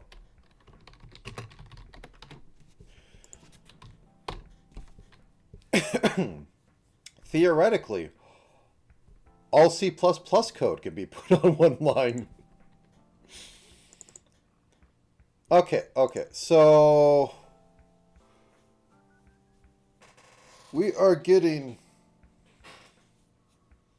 Oh, it's saying it's drawing it between 2 and 3. That is incorrect. So start X and end X. Okay, so what are you getting at the start of this before I do a swap? Because that should be 2 and 16. So either I'm passing data in improperly into this, or something funky is going on. Nope, it's saying it's 2 and 3. Okay, I'm passing in the wrong data into carve H, which is entirely feasible. So we go down to carve H. We have start X, we have end X. Ah, nope, there it is. Classic. Okay. Boop, boop. Okay, let's get back into this. Run this, and there we go. We get to see our nice little thing. We can even do it across multiple rooms, which I would not suggest, but it'll be funny, so I'm going to do it. So I'm saying go connect to from room 00 top left to room 13. How about 22, which will be, you know, bottom left, bottom right.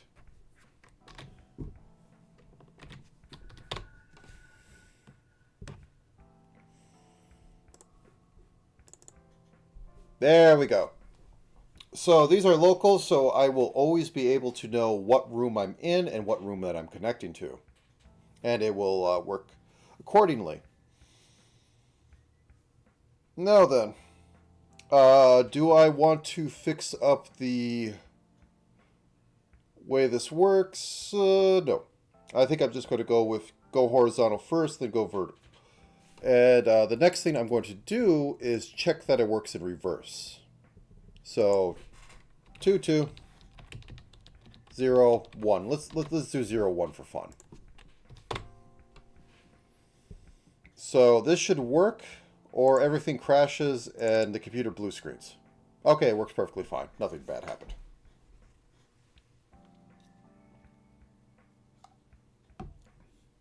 It's interesting because all reverse ones go like this, and all ones going in this direction go like that. Okay, anyways. So that's working better than expected, which means there's a terrible bug sitting in there. And I don't know what it is, but we'll find out later. So now we need to roguelike connect rooms. Do drunken walk first. Connect all rooms that are left. And as talked about before, I will bring this up again.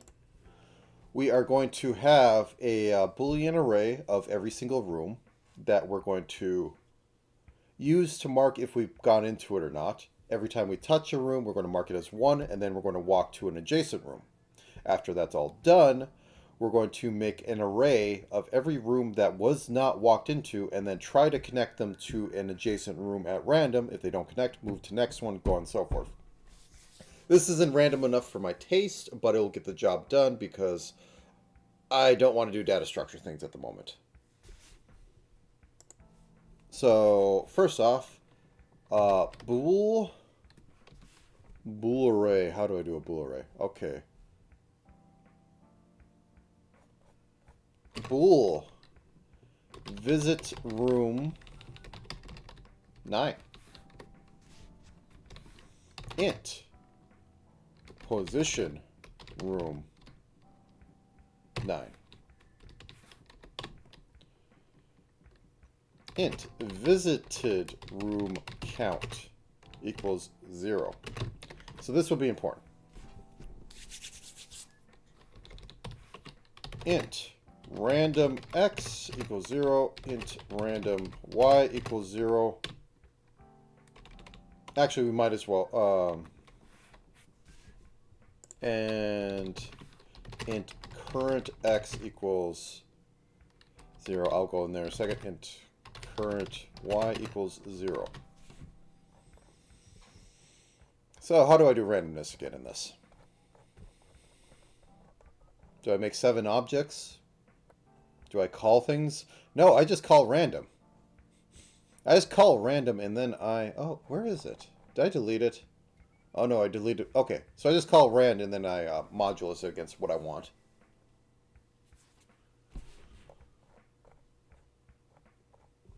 So current x equals rand mod 3. Rand mod 3.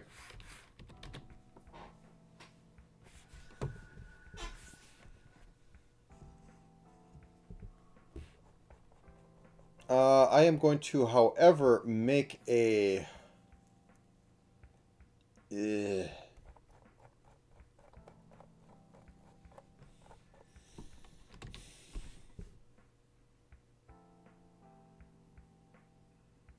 I'm going to have to make a vector, aren't I?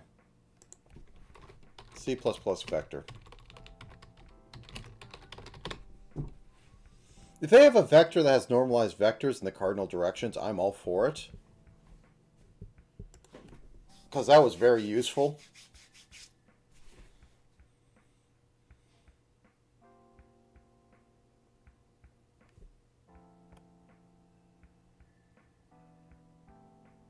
Is vector literally just a linked list?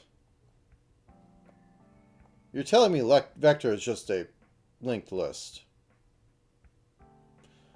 Oh my god, vector is just a linked list.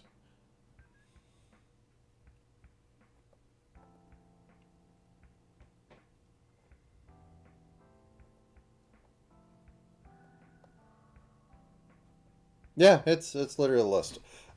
Then why don't you call it a linked list? Oh, you silly folk. Okay.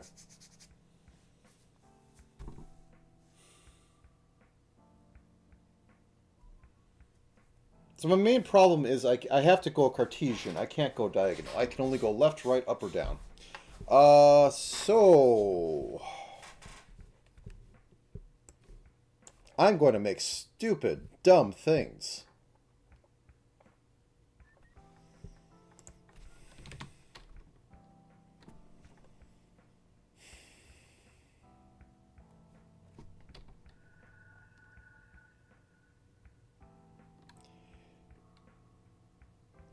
Okay. Left equals 0. Right equals 1.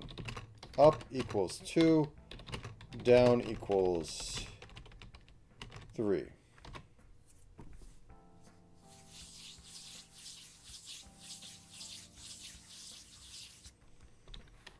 Int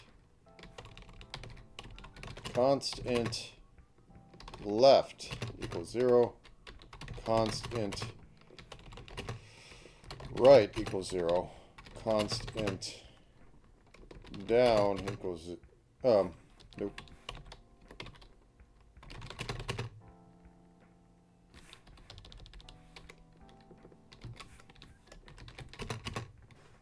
This is dumb. This is getting it done, though. Int x direction equals a list of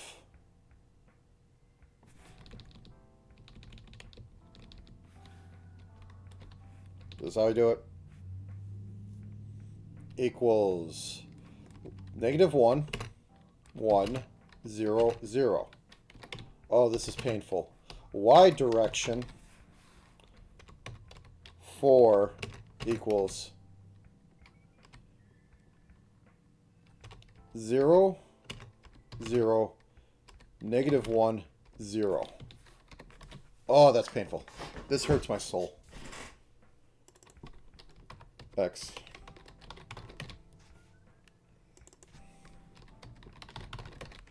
I'm sure I can make this in structs properly, but I'm not going to mess with that right now. I'm not even going to bother making these const. I'm sure that'll cause weird, disgusting things to happen, so I'm not going to deal with it.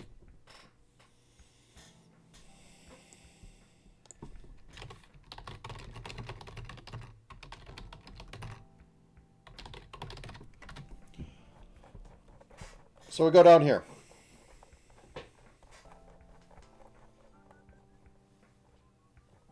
I said we go all the way down here. Okay.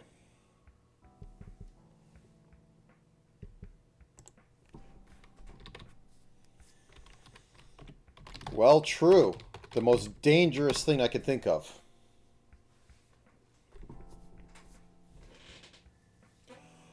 Mark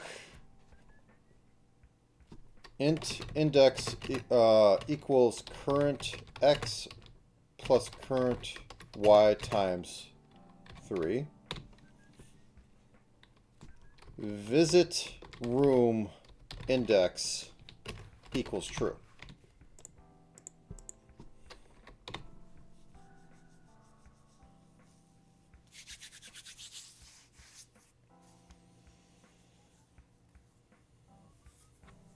I'm trying to figure out how to shuffle an array. I don't like this. Okay, here's what we're going to do. For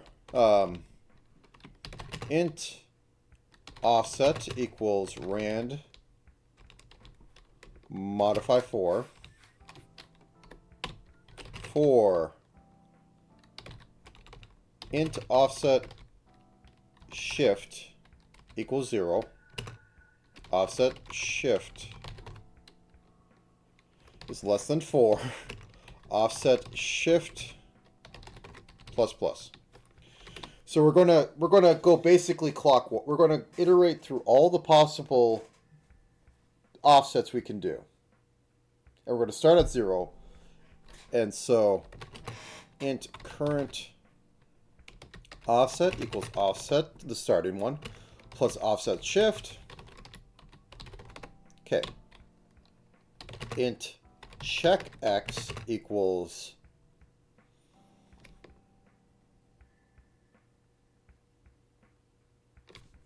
we need a mod 4 in here.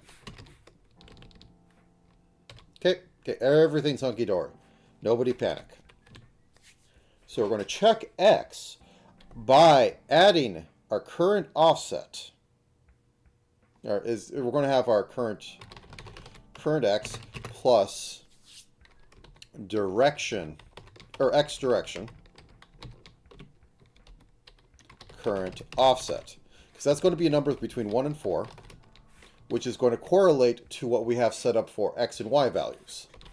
Int check y equals current y plus y direction current offset. I can't spell. I get paid to program, remember this. So, we'll always have an XY offset. Now we need to do basic dumb checks. If check x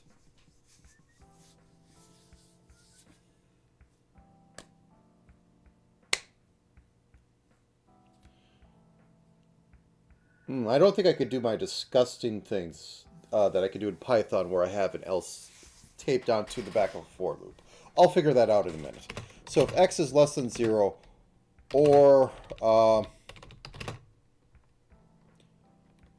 check x is greater or equal to 3 or check y is less than 0 or check y is greater or equal to 3. We continue. There's nothing we could do. Is that how you do ORs in this? You're not yelling at me, so I'm guessing that's how you do logical ORs. I know this is probably bitwise ORs, which I'm not touching it. Okay.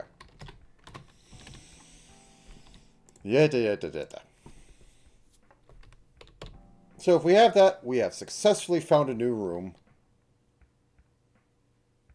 So we are going to set current x equal to check x and current y equal to check y. And we'll just iterate over the array later to get the count because that'll be fine. I break up the logic. Oh no, I do an extra 9 steps of iteration. I'll swallow that. Okay. So we have that. And then we can break out. Because we found our next thing. We iterated to this. So I guess we can literally have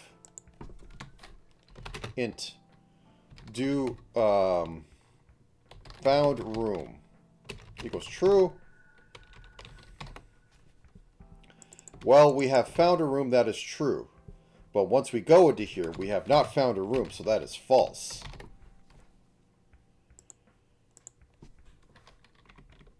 But we have found a room over here, so that is true.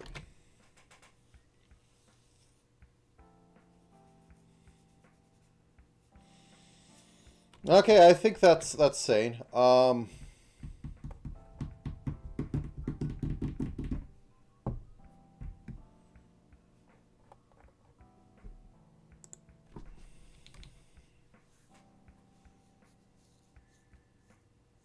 And once we have found a room, we can carve between rooms. So carve room connect. We're connecting ASCII map. We're connecting current x, current y, check x, check y.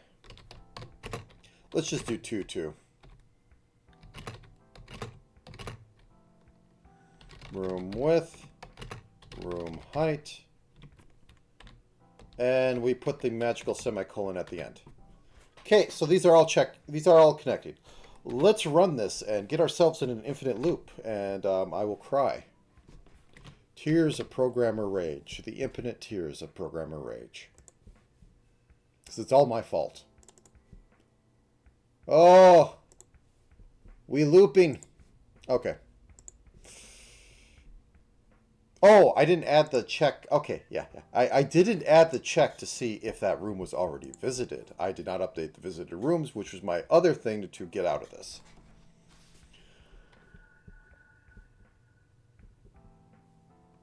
No, that's being updated. I didn't check to see if that one was in there. Okay, so check index. I could reuse index up here because it doesn't matter at this point. So index equals check x plus check y times 3.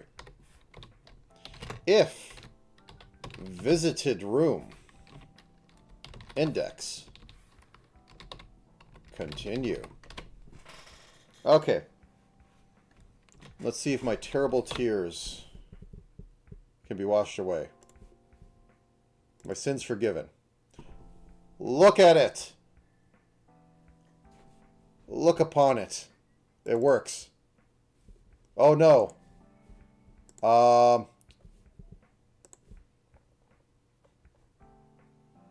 Am I making that room still? Am I carving that room? Or the carving the... Nope, I'm not carving that thing. Is it just deterministic? It might be deterministic. I need to check how to randomize. Yeah, okay. I'm probably not randomizing my seed. C++ initialize randomization.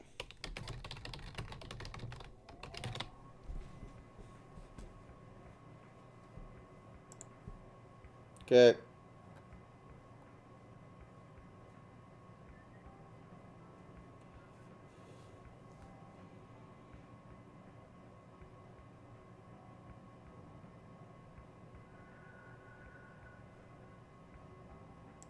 Okay, I'm not seeding my rand.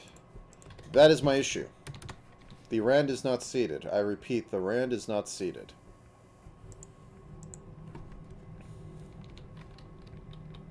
Seed RNG.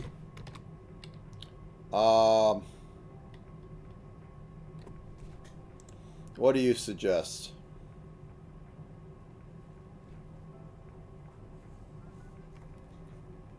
Time 0. Okay. Time 0. Yeah, it's a casual one. It's a casual clock. Okay. Clock is good enough.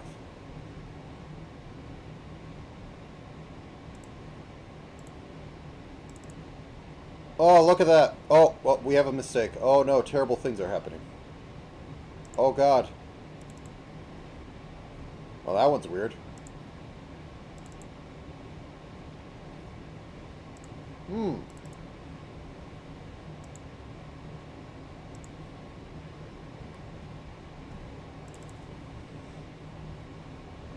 Okay.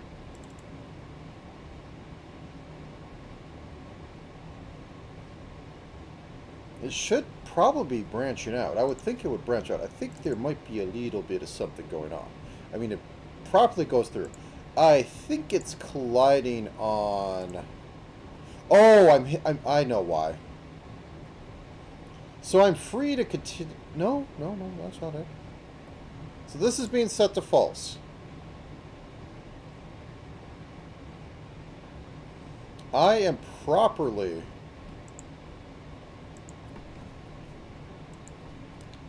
incrementing offset shift from 0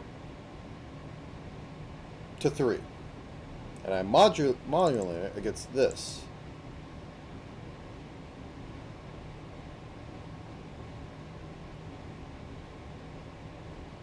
Let's do a little bit of debuggery.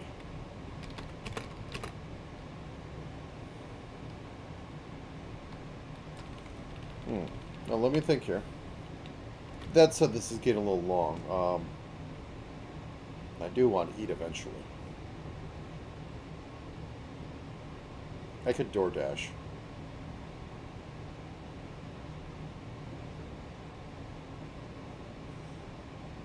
My wallet may never recover, but I could. Okay, anyways. So, let's look at this and let's figure out how I killed this program. So, found room is true. We're properly exiting out of this. So we go to here, we figure out where our current location is, and we set it true. We visited that room, and then we find where we want our offset in direction to be. To be between 1 and 0 and 3. And we set the room to be false. So that if we crash out of all this and continue on, what happened? Okay, so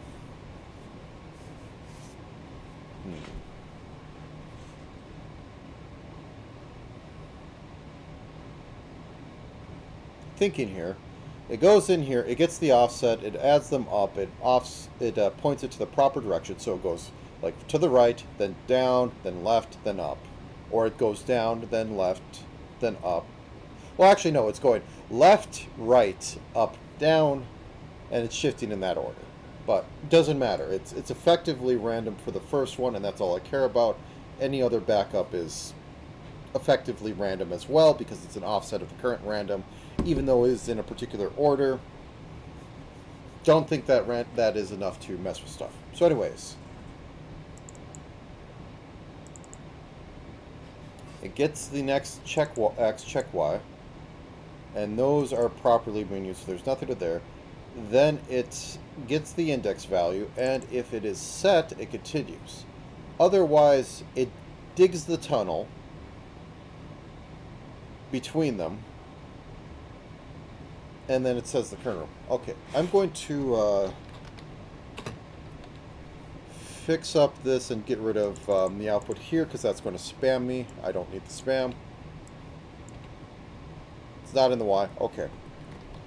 So, offset. We get back to offset. Not that offset. Not that offset. That offset. Okay.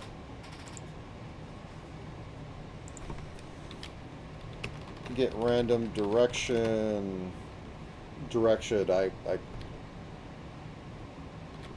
It's in Python and other languages, it would be a struct, but in this language, it's not a struct. So, I don't know. Okay. Key. So we get that. Okay. See out. Current room. Current X. Oops. Current Y.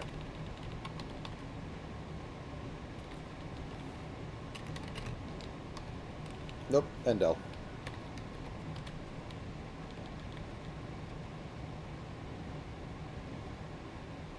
Oh, wait. Okay, offset's made up there. That's fine. That's fine. Check direction. Current offset.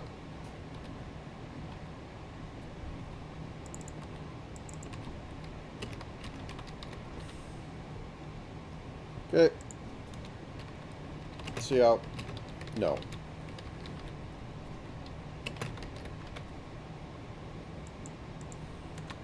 See out. Visited.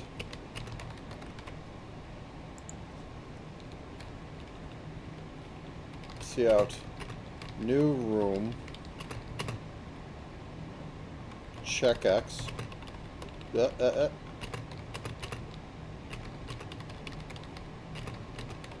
Okay. Boop, boop. Run the new main.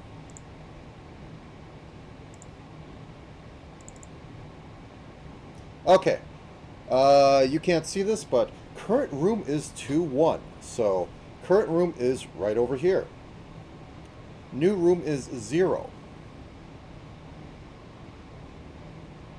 New room 2-0. So, move up 1. After getting direction 2, which is up. Because 3 is down. So, it goes up. Makes the new room. Okay, current room is 2-0. Check direction 2, which is up. No. Check direction 3, which is down. Which is no. No, which is visited. Check direction 0, which is left, is visited. Why is that visited?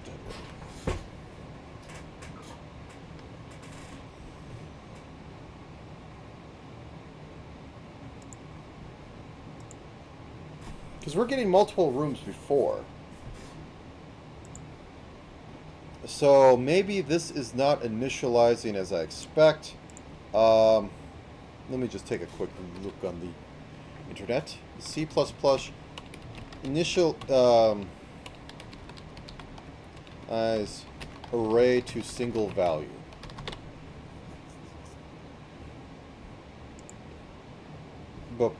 Ba.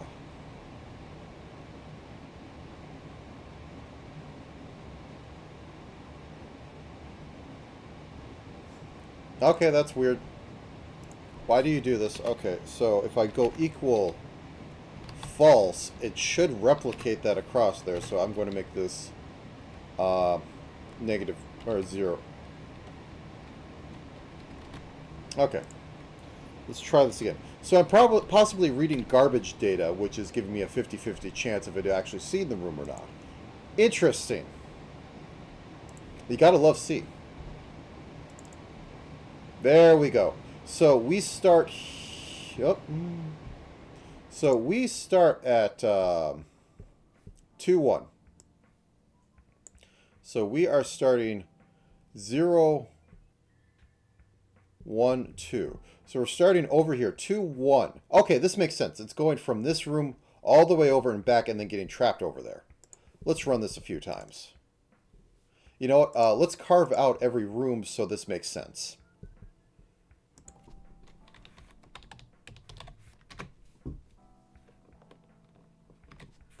Okay, let's run this again.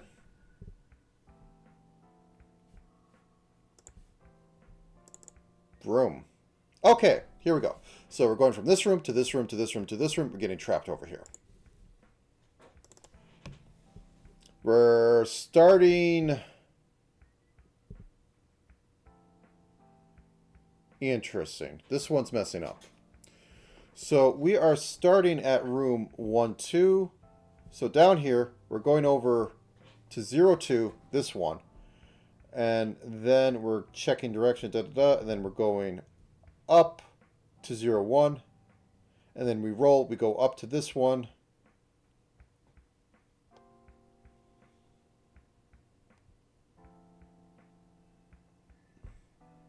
Okay. So we get over to current room of 2, 0. So we're here. We check 0, which is left. Well, that's visited, correct. We check 1, which we just can't do. We check 2, which is up, which we can't go. And we check 3, which is visited. But it's not visited.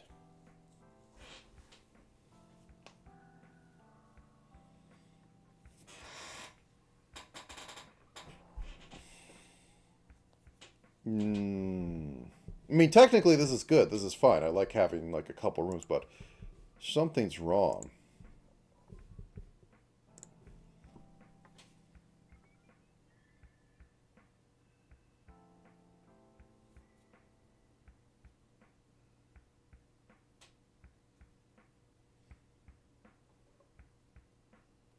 Okay. Let's add more debug.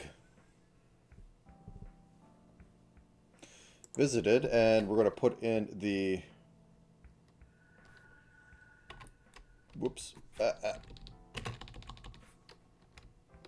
Check X. Check Y. Alright. So once again, onto the breach, my friend. Onto the breach.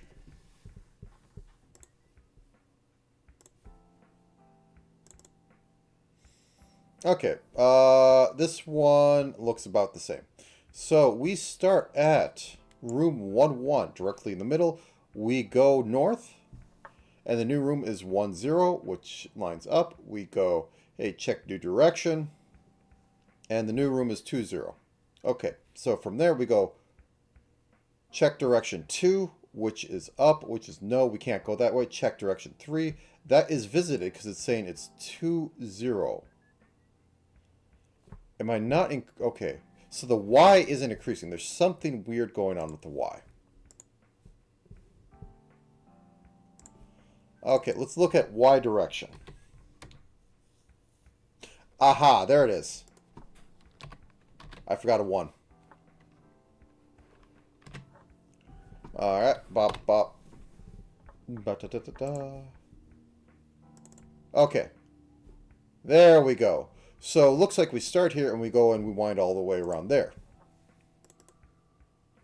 Okay, this looks like we start here and then we wind all the way around there. Okay, we start here and we wind all the way around here. We start here and we wind this way. I think we're doing all right. Yeah, we're batting 100 on this. We start here, we wind all the way back this way. Okay, we start... Oh, this is a full map. Okay, we start here and then we spiral out. Or we start here and we spiral in. It's impossible to tell. Okay. We start here and we come out this way, or we start here and we come in this way. So I think we have it, and all we need to do is to make the next step, which is to get a count.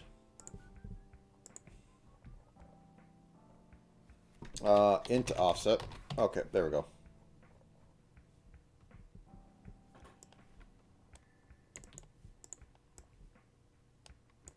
If I was doing this correctly, I'd do like a range on this or something. So that it would, like, you know, stop after like 4. But I plan to make rooms slightly bigger because I could fill a screen. Okay, connect all that's left. Count and add all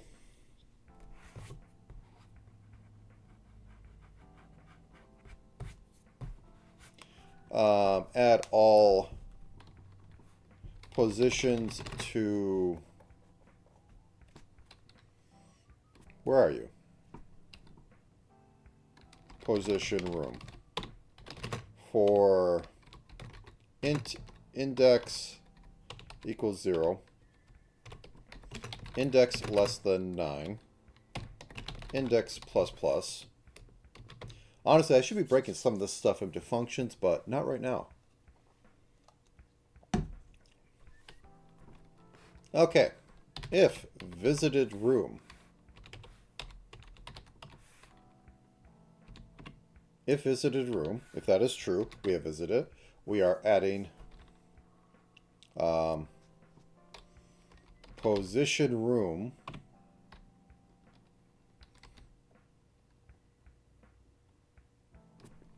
position count, visited count, which is starting at 0 equals index, and visited count plus plus. I think you can do some weird stuff like putting that in here. I'm just going to go for readability. So we added that in there. Okay.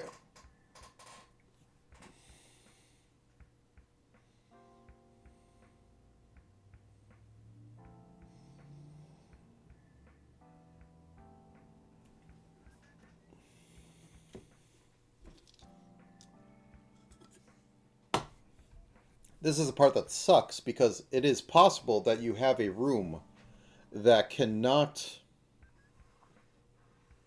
I don't know, I go eat.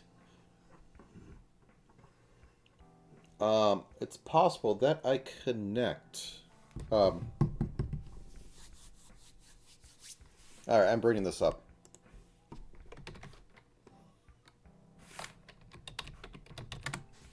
So, we have all these rooms. All 9 of them. In most situations, they're going to be fine.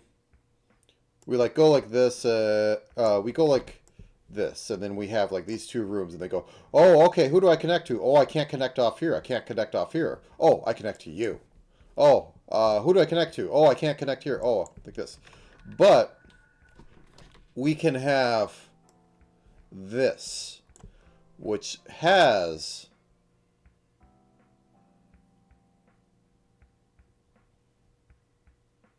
I could put this in a loop. I have to reinstantiate everything, but I could put this in a loop. Okay.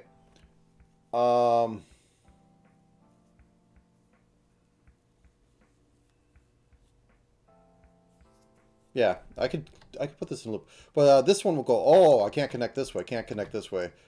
Can't connect this way because it's not a visited room. Can't connect this way because it's not a visited room. So now this one's orphaned, and if I'm just going through the list procedurally, it's just going to go like, oh. And this room's orphaned completely. Which is what we don't want. We want a fully connected map. So connect like this way. Or this way. So, I'm going to do dumb things and fix stuff up. Okay.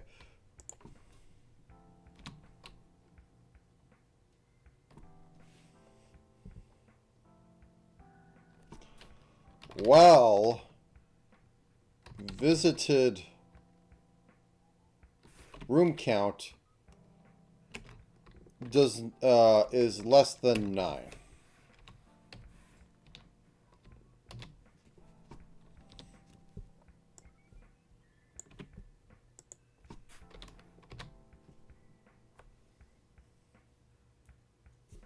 So visited room count equals 0.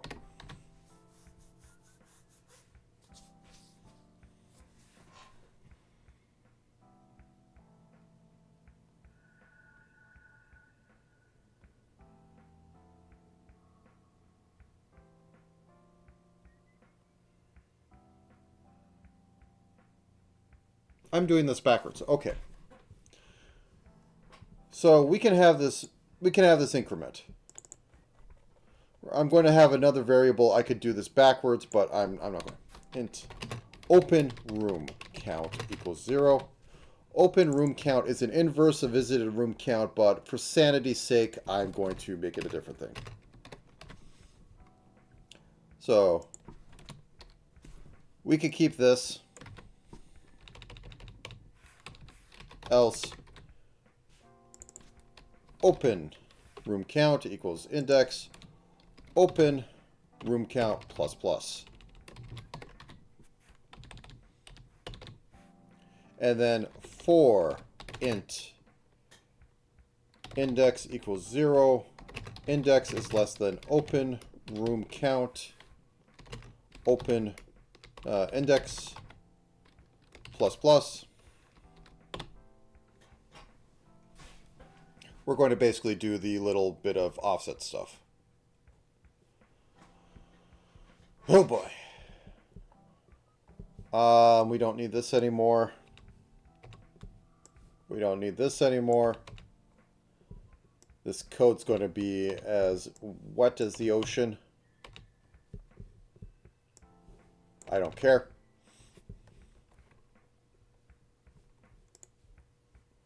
We don't need to have that part, though. We just need to literally have... Oh,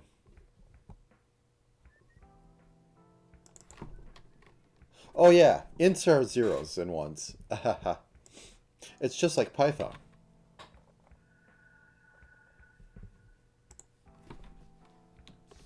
Okay, we don't care if we find it or not, so we don't need to check that. Int offset equals rand times 4 for for int direction offset equals 0 direction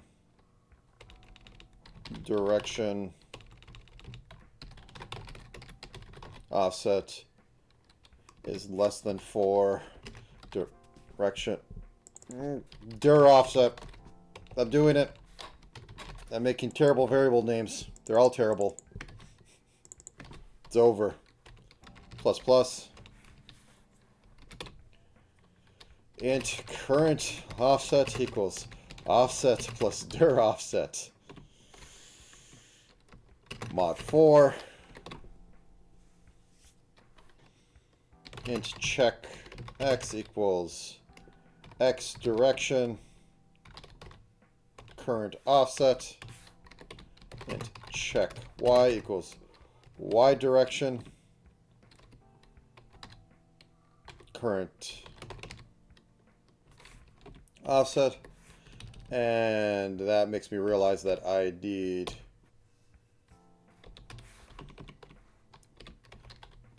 int current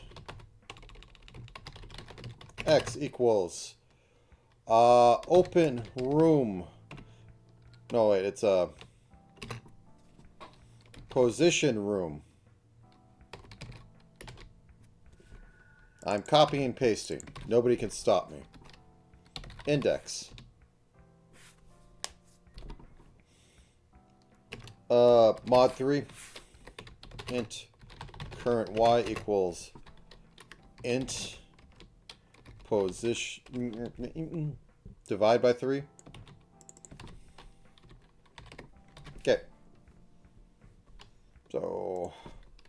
current x plus blue,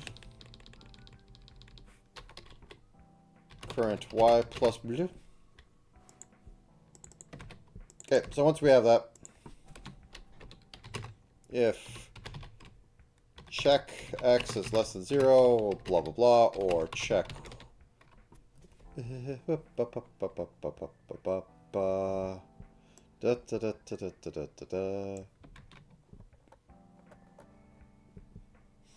oh no, how did this get copied here? It's terrible and disgusting. Who would do this? Why is... Oh my god, I copied too much. How did I copy too much?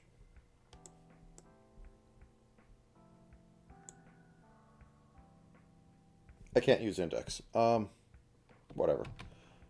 So I'll go back down here.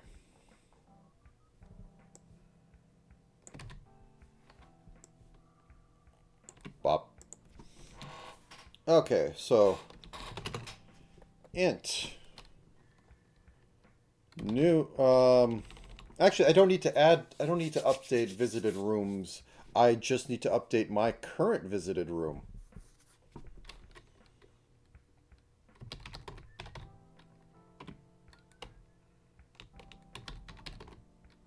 Room count can be incremented. Visited oh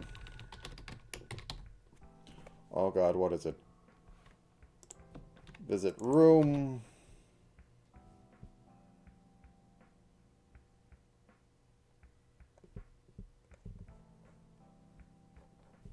Yeah, it is visit room. And I forgot to index that up there. Okay, so that's visit room.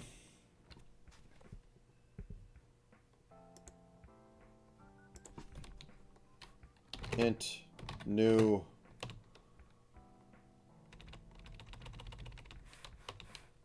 I can just use index, can't I? No, I have to use the cast index. Okay, so I can equals true. And then I connect the rooms. So I can just do room connect. Can I just copy entire lines? Thank you. Pasta. It's a pasta. So this increments visited room, which means that if I connect all rooms on one run, I'm good. If all rooms are already connected, I don't do open room, I'm good. Now let's crash this horribly. Let's see what terrible things I have wrought.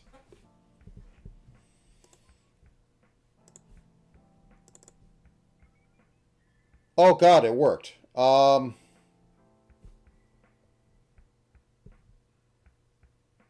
This is connected 4 ways, and this is connected. This shouldn't be connecting like this. Unless... Nope, this shouldn't be connecting 4 ways, because this is connecting all this. So, let's say we go like this. Like, oh, I need to break. That's why. I need to break. Or at least continue. Okay, so yeah. So this needs to continue out, needs to break out, because I don't need to do this anymore.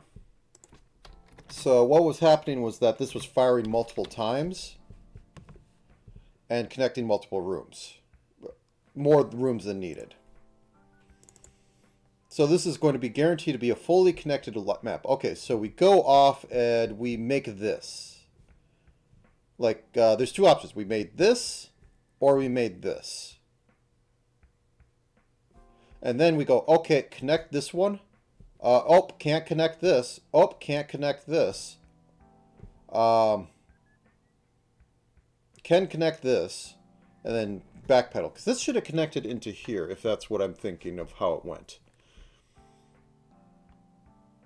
But it's also possible that it just went, did this, and then it connected that. Okay, that's fine. Let's roll this again. Okay, so we connect... Everything's connected properly. We possibly did this. Nope. Okay, we had to have done all...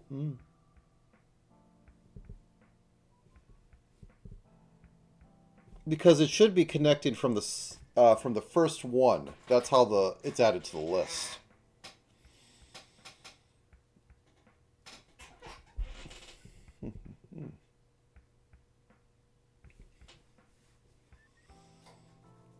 And then we don't care how... Yeah, it should be connected from 0 first. Weird. Oh, no. Okay. This is how it goes. It went this direction, and then it added this to this, added this to this, and it added this to this. Okay, that's fine. Is my mouse even showing properly on the screen when I do that? Is the mouse... Okay. Okay, no matter where I put this on the screen, mouse is showing. Good. So, this one, let's look at it. So, it's possible it connected like this or like this. Oh, this is the same as the other one. Yeah, I didn't re-roll it. Okay, let's re-roll.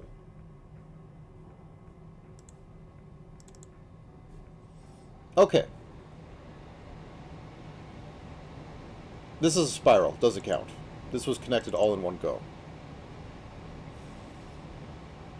Okay, so this one could have been connected.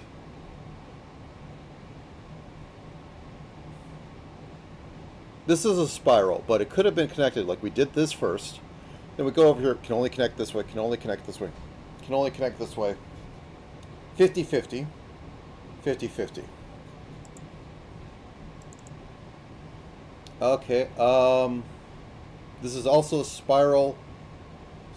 So, since it's spiraling out from the center, there's only one way to go, or else it came in this way. It doesn't matter. Okay, this one looks like it's done it. So, it looks like it connected up this way. Or, you know, connected this way or connect this way. And then this one did the 50-50. 50-50. No, this one didn't connect, no, it had to have started here and gone all the way around. That one's fully connected. Okay,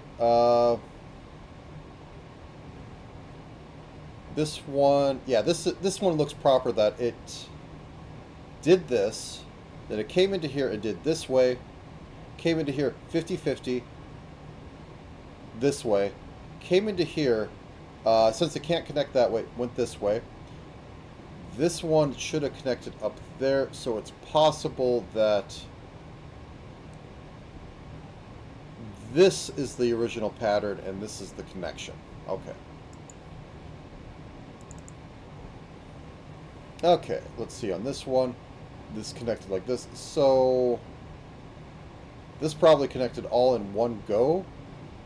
Otherwise, it did this, and then it connected down this way.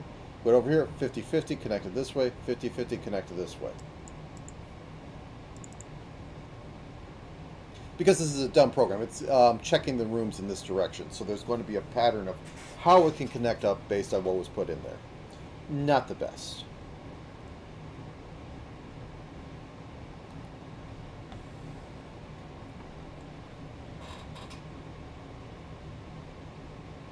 Okay, so this one's a spiral. Doesn't count.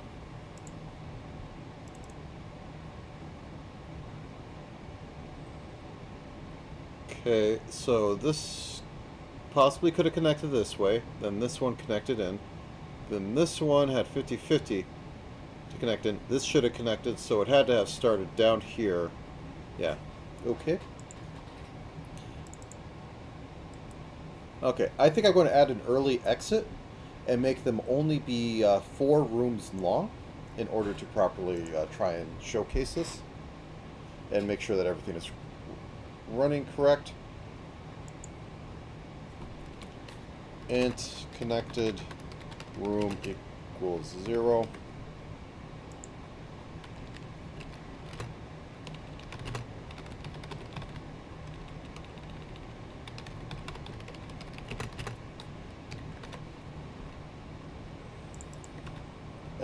We will plus down here.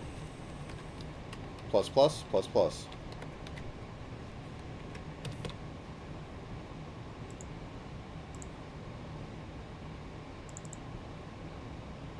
Okay. So these should only be 3 long, and we start out with a spiral. Lovely. Oh, this one's connecting off the edge. What's you doing? Or are you a enemy? Die. Okay, you're an enemy. Okay. Enemies are generating as random junk. My arrays are not initialized properly. Well, it's working, but I'm not sure that it's properly working. I mean, I could do stuff like actually start adding like colored elements. Go away.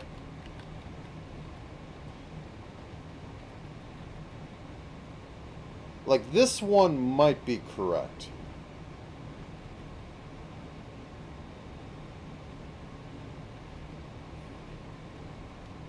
Yeah, this one looks like it could be correct. Hmm? Yeah, since I... Okay, let me just close this down for a second. Since I am doing things poorly, my enemy array is just initialized like this. And then I fill out one thing in it. So, technically, everything after this is trash data. And every once in a while, I will get an enemy at the top of the screen. Or somewhere that is a character. And I think, I don't know where it's reading from, but it might be reading from my file, because it's very consistent of where it's coming in as. I've encountered this before. So I'm pretty sure it's because it's reading the file. So we will consistently have an enemy here and an enemy down here because of the way my code is. And if I literally like put a extra return up here, save and recompile it, it will be different because it's reading garbage from my code on how to initialize these things.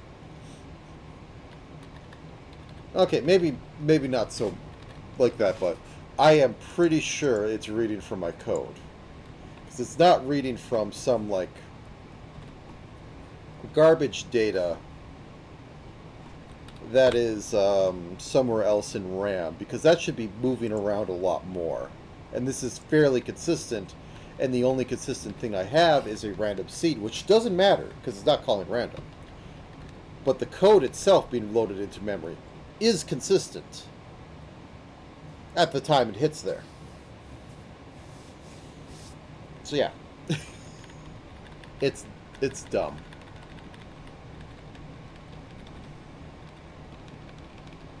Okay. You know what? You know what solves this? I am going up to Charcon.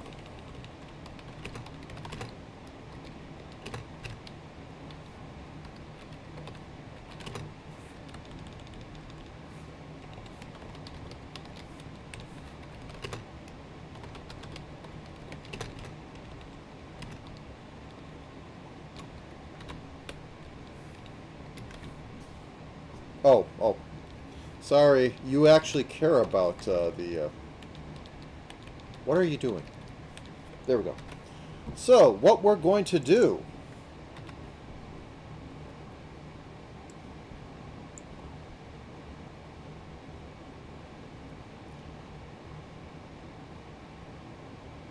is we're going to track start room and end room.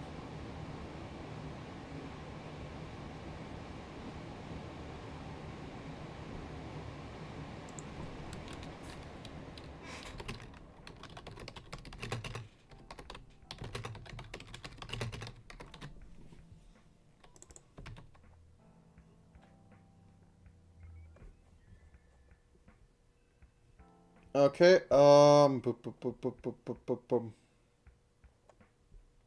start room equals x plus y equals current x plus current y times 3.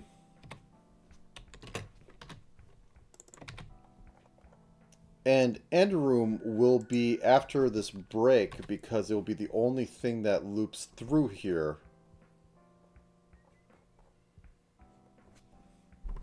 No.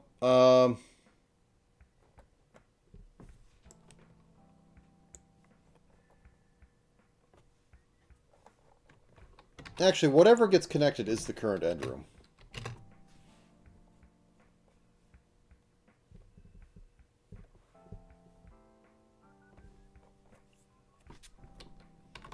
Check x plus check y times 3.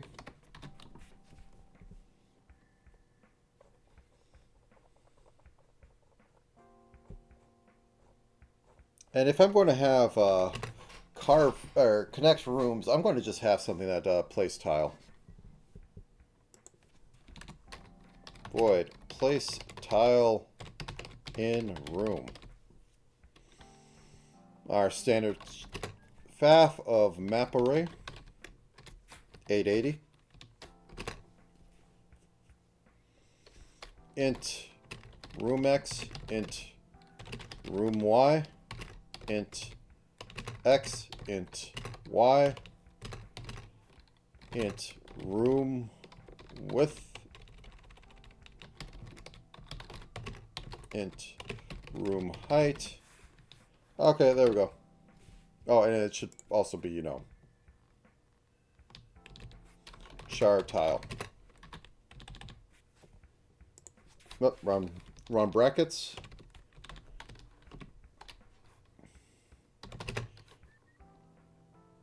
Int target x equals room x times room width plus x. Int target y equals room y times room height plus y.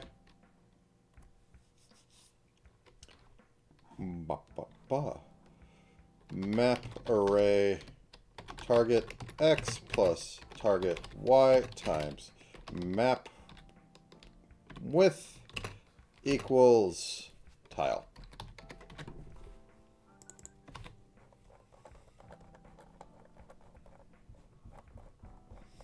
Okay, so we have our rooms. We have our start room. We have our end room.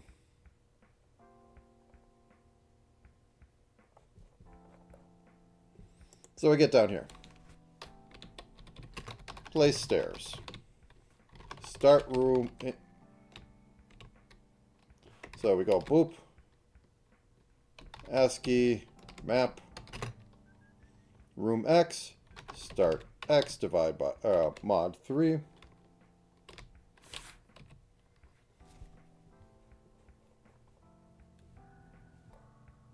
Yep, okay. Or no, start room. Mod 3. Int start room divide by 3. 3, 3.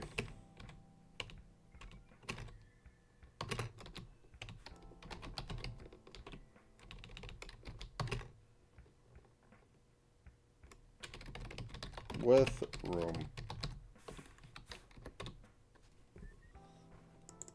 Okay, and we just replace this with end room. End room.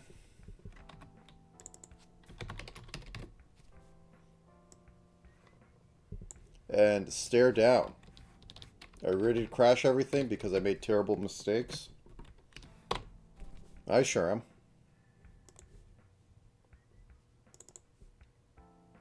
Look at that. Okay.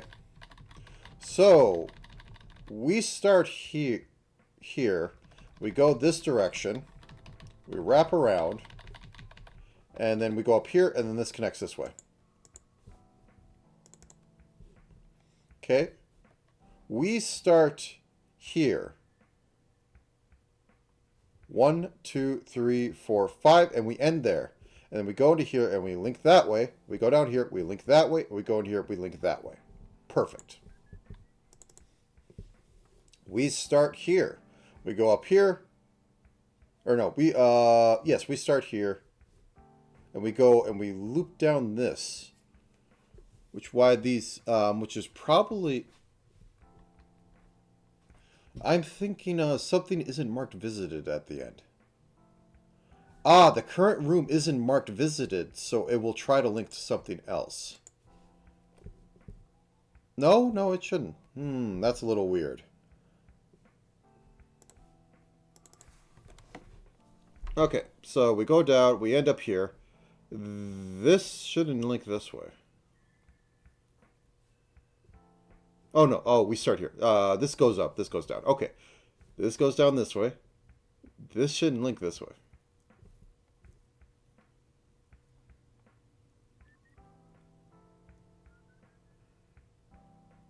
Because if we're increasing...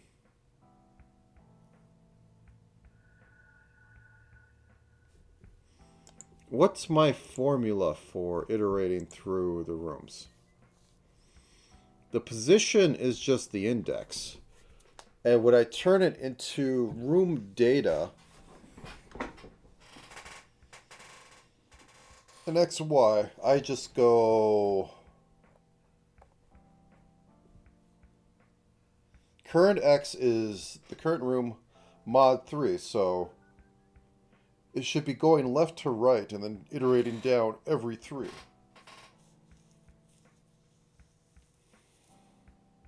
It's coping well, but I feel like something isn't getting marked as visited correctly, which is occasionally doubling up on a room that shouldn't be. Perplexing. However, I'm about to hit 3 hours and I want to eat something. And, well, it works. This is quite literally Rogue in a nutshell. The map generation. I mean, the rooms would be like, a little bit... Go away. A little bit different size, and their midpoints would be different, but they would connect via all that. So you get, like, corner rooms and all that. And we're missing enemies that actually do something, and I'm walking through walls, but as shown, I can say when I'm, like, on a tile. Like, it doesn't even check them. So this is working. I got the delta time. I don't want to spend another 3 hours getting the AI or the pathfinding in here, which is fun, but not at the moment.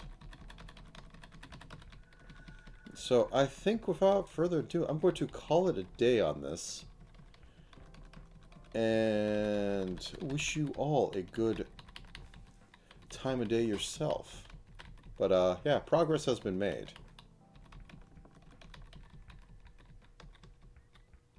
Yeah, this one you could actually see this worked, but this goes over here, this goes around, and then it stops there because, 5 rooms. Then it connects that one, and then it connects this one, and then it connects that one. Like, this isn't the best game design, but it's Rogue. It just did what it had to. I don't even know if it, like, did stuff like, hey, find a room that isn't on main route and put, like, a treasure in there. Like, all it did was just put this down. And I'm not even sure if it, like, gave you safety in the first room to not, like, have an ogre next to you on level 1 that just automatically kills you. I think it does. I don't think it puts anything in the first room. And most of the enemies are kind of sleeping anyways. Stair dance your way to victory.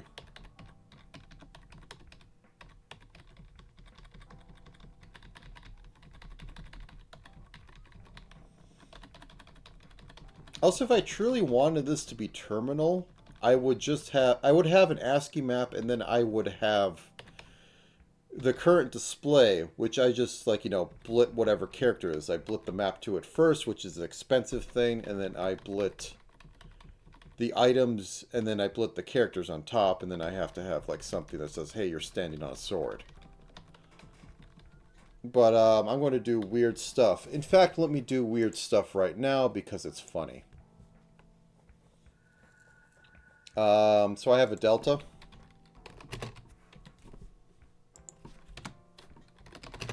Float overall time.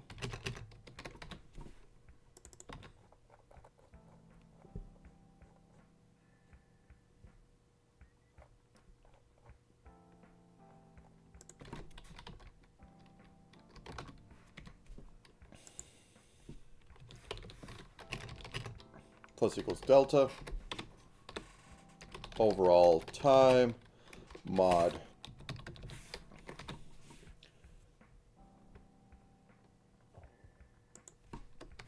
Can I do that? Nope. Just so I can get some nice...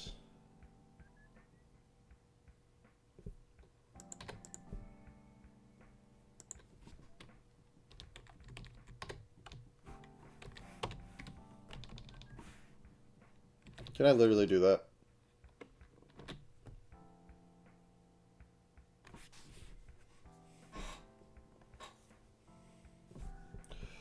Let me just see real quick. C++ modulos float. Is there just like some weird thing?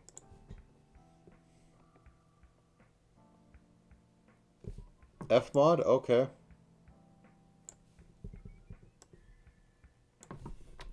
Fmod.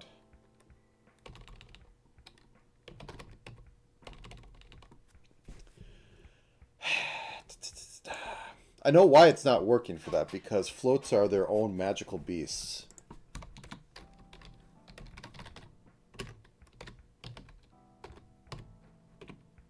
Okay. Overall time.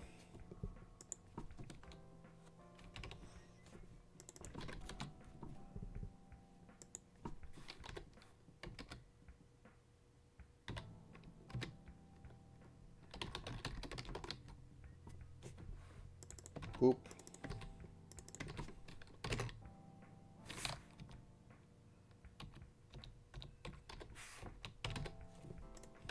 Okay, so we have a float doing that.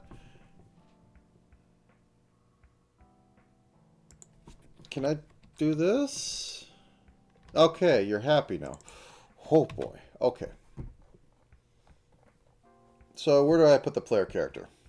Where do I blit you?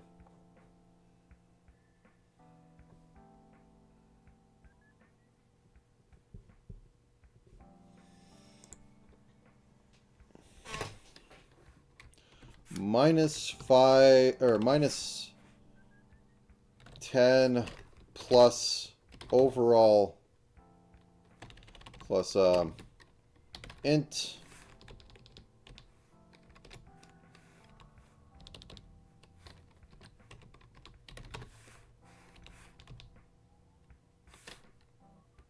fmod overall time 20.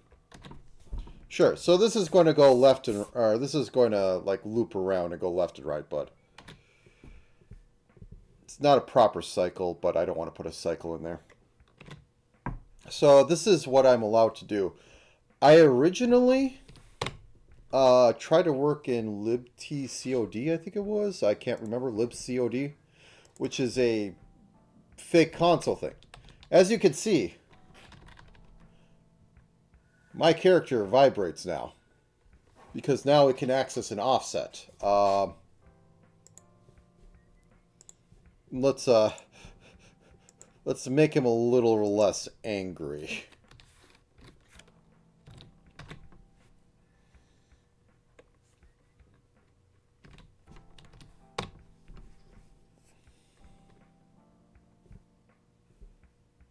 Ba ba ba ba ba. Bon pakapan. Now a little less angry, but still kind of angry. As you can see, like, he moves left to right, and then he warps back. So the only reason I could do that is because I'm not restricted to the grid. And I like doing stupid stuff not restricted to the grid. Can we make it even slower?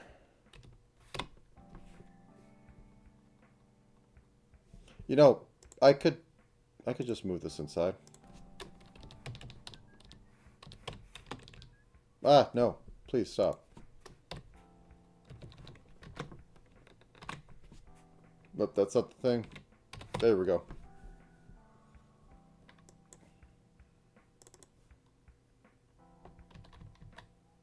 Now, over the course of a second, it moves from negative 10 pixels to plus 19.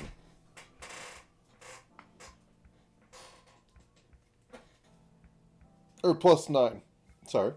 Oh, look, look, look. Since I changed code, now you can see that these characters are gone. But now we get him up in the right-hand corner.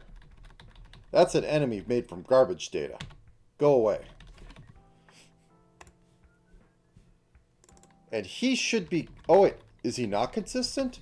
Weird. Terrifying. Always instantiate your stuff right. Yeah, now he's there.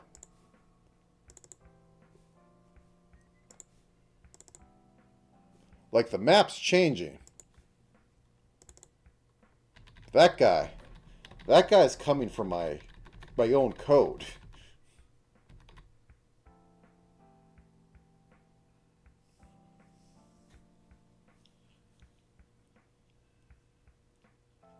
Okay. So anyways, let's beat him up.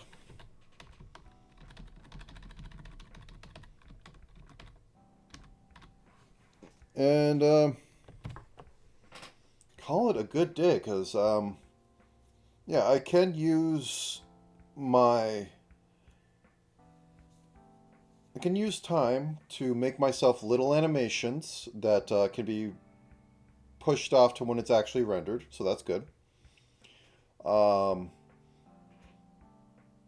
need to remember how the heck I used to do left-right little cycle things, or bounces.